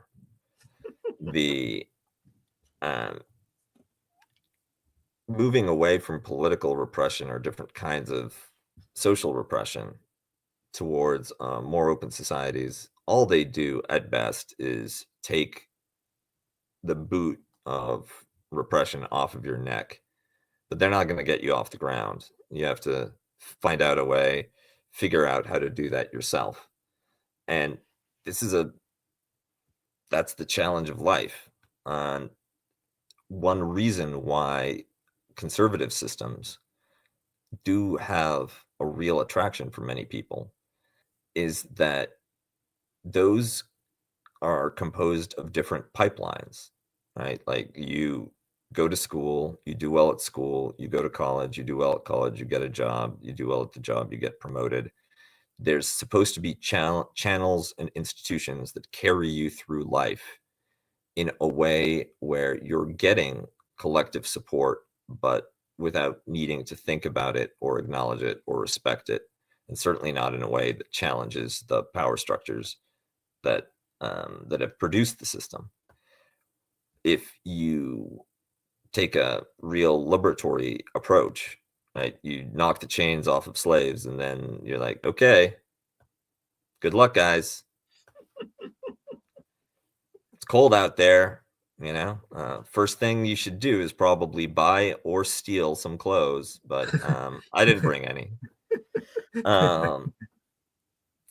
So yeah, and looking at much of the discourse in the online left, there's a refusal to reckon with the fact that political liberation does not necessarily mean that there will be somebody taking care of you.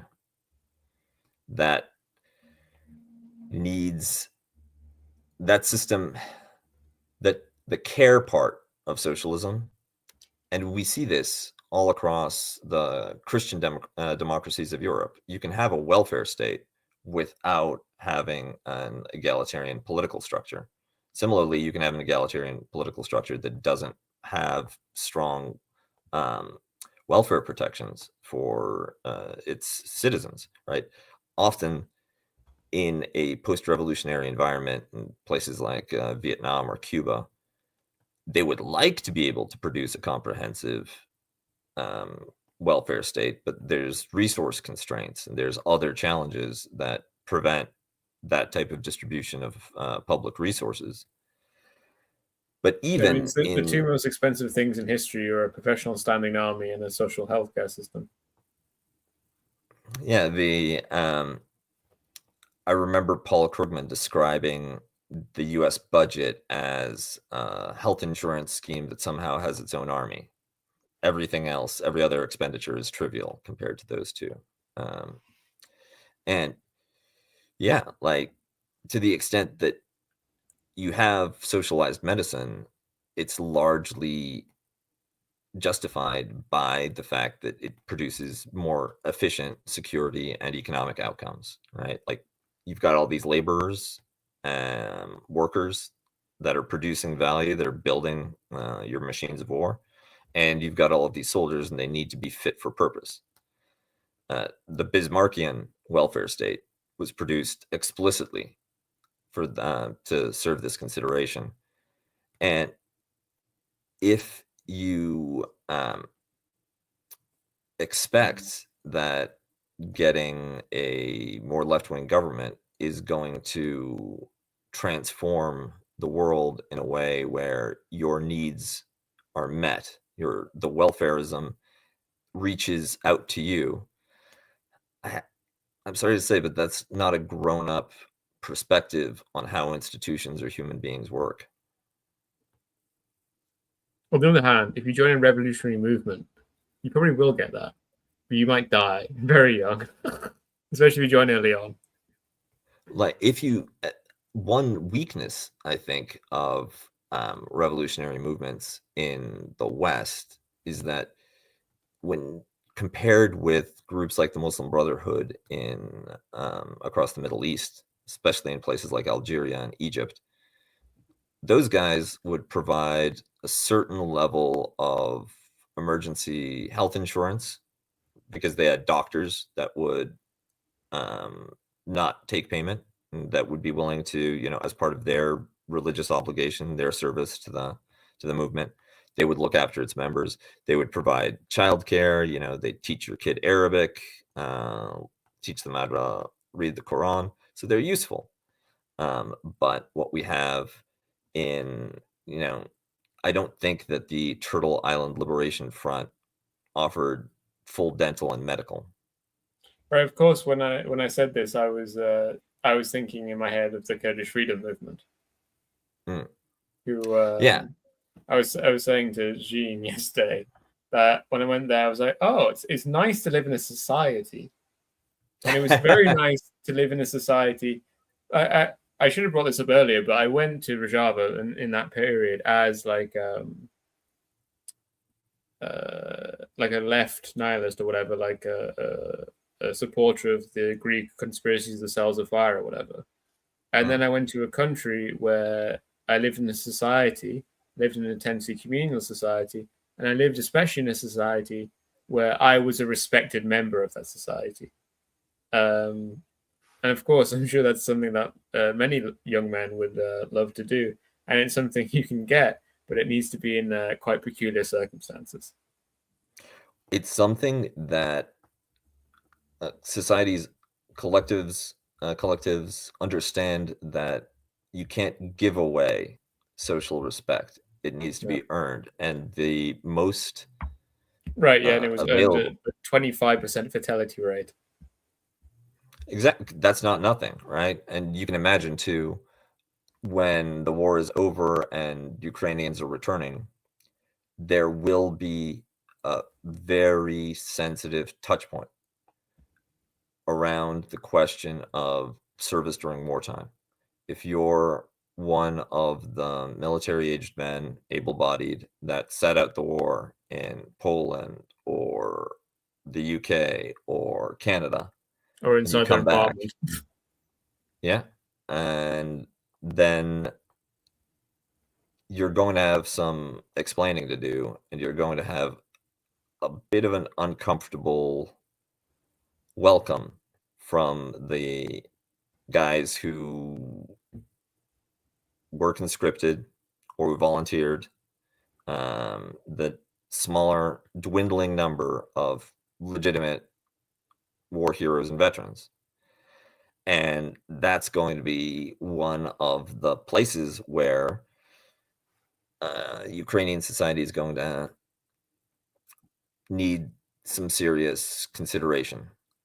If I you just don't, imagined a class of non-voluntary Ukrainian hikikomori who spent 2020 and 2021 in their apartment because of COVID, spent 2022 in their apartment because of wide-scale kind of Russian bombing and threat, and then spent 2023, 2024, 2025 in their apartment because they were hiding from from conscription. Ukrainian mobilization squads.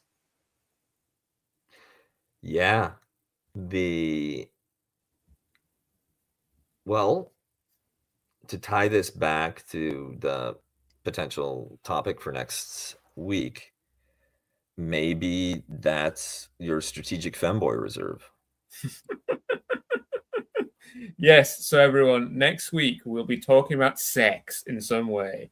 I was obviously pushing it in terms of talking about the history and especially the historical perception of homosexuality and its relationship to the present moment.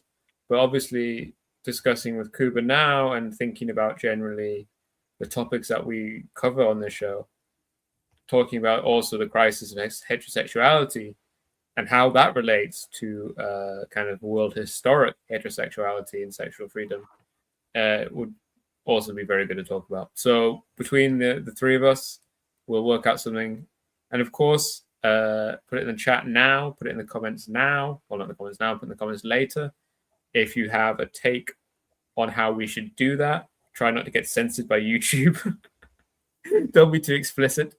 But find a way to talk around it, and I will read that. I'll read the chat, and I will talk to my collaborators, and we'll have something out for you on Sunday on sex. So goodbye, everyone, and goodbye, Kuba. Pleasure as always. Bye. Start eating that trash can. I already am eating from the trash can all the time.